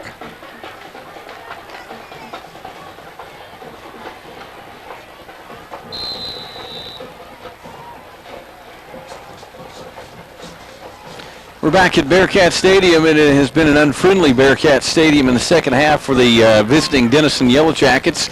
Sherman about to go to 9-1 on the season, 5-0 district play. The Jackets will fall to 500 with a 5-5 regular season mark and 2-3 in district play. This is McGuirk back to pass, throws it quickly out to Jones. He's hit immediately and wrestled out of bounds.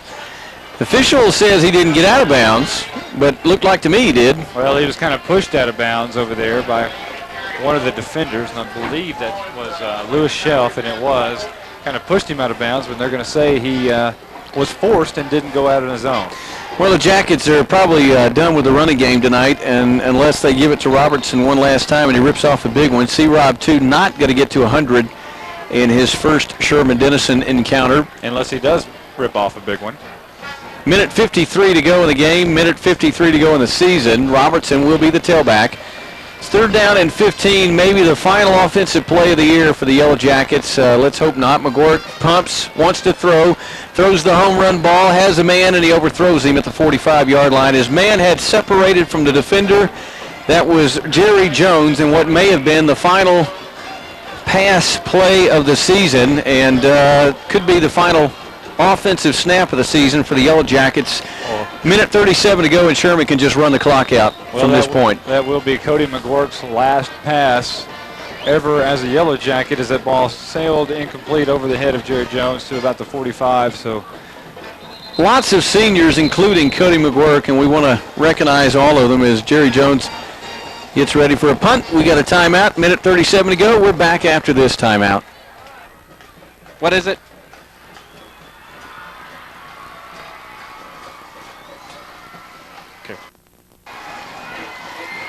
Jerry Jones is going to boot the football as Ronnie tips his douse with the Gatorade. Jones gets a wobbly kick, and it'll go all the way to the Sherman 45 before it's down. We're going to apologize to people down down below us because we had some things fly out of our window. So if you've got headphones on down there, sorry about that. Hey, here's the game for the playoffs, ready? Well, boy, they got a barn burner going in Paris. 28-28, late in the 4th. Sulphur Springs and Paris knotted up, and the winner goes to the playoffs, folks. That's boy, that's some pressure.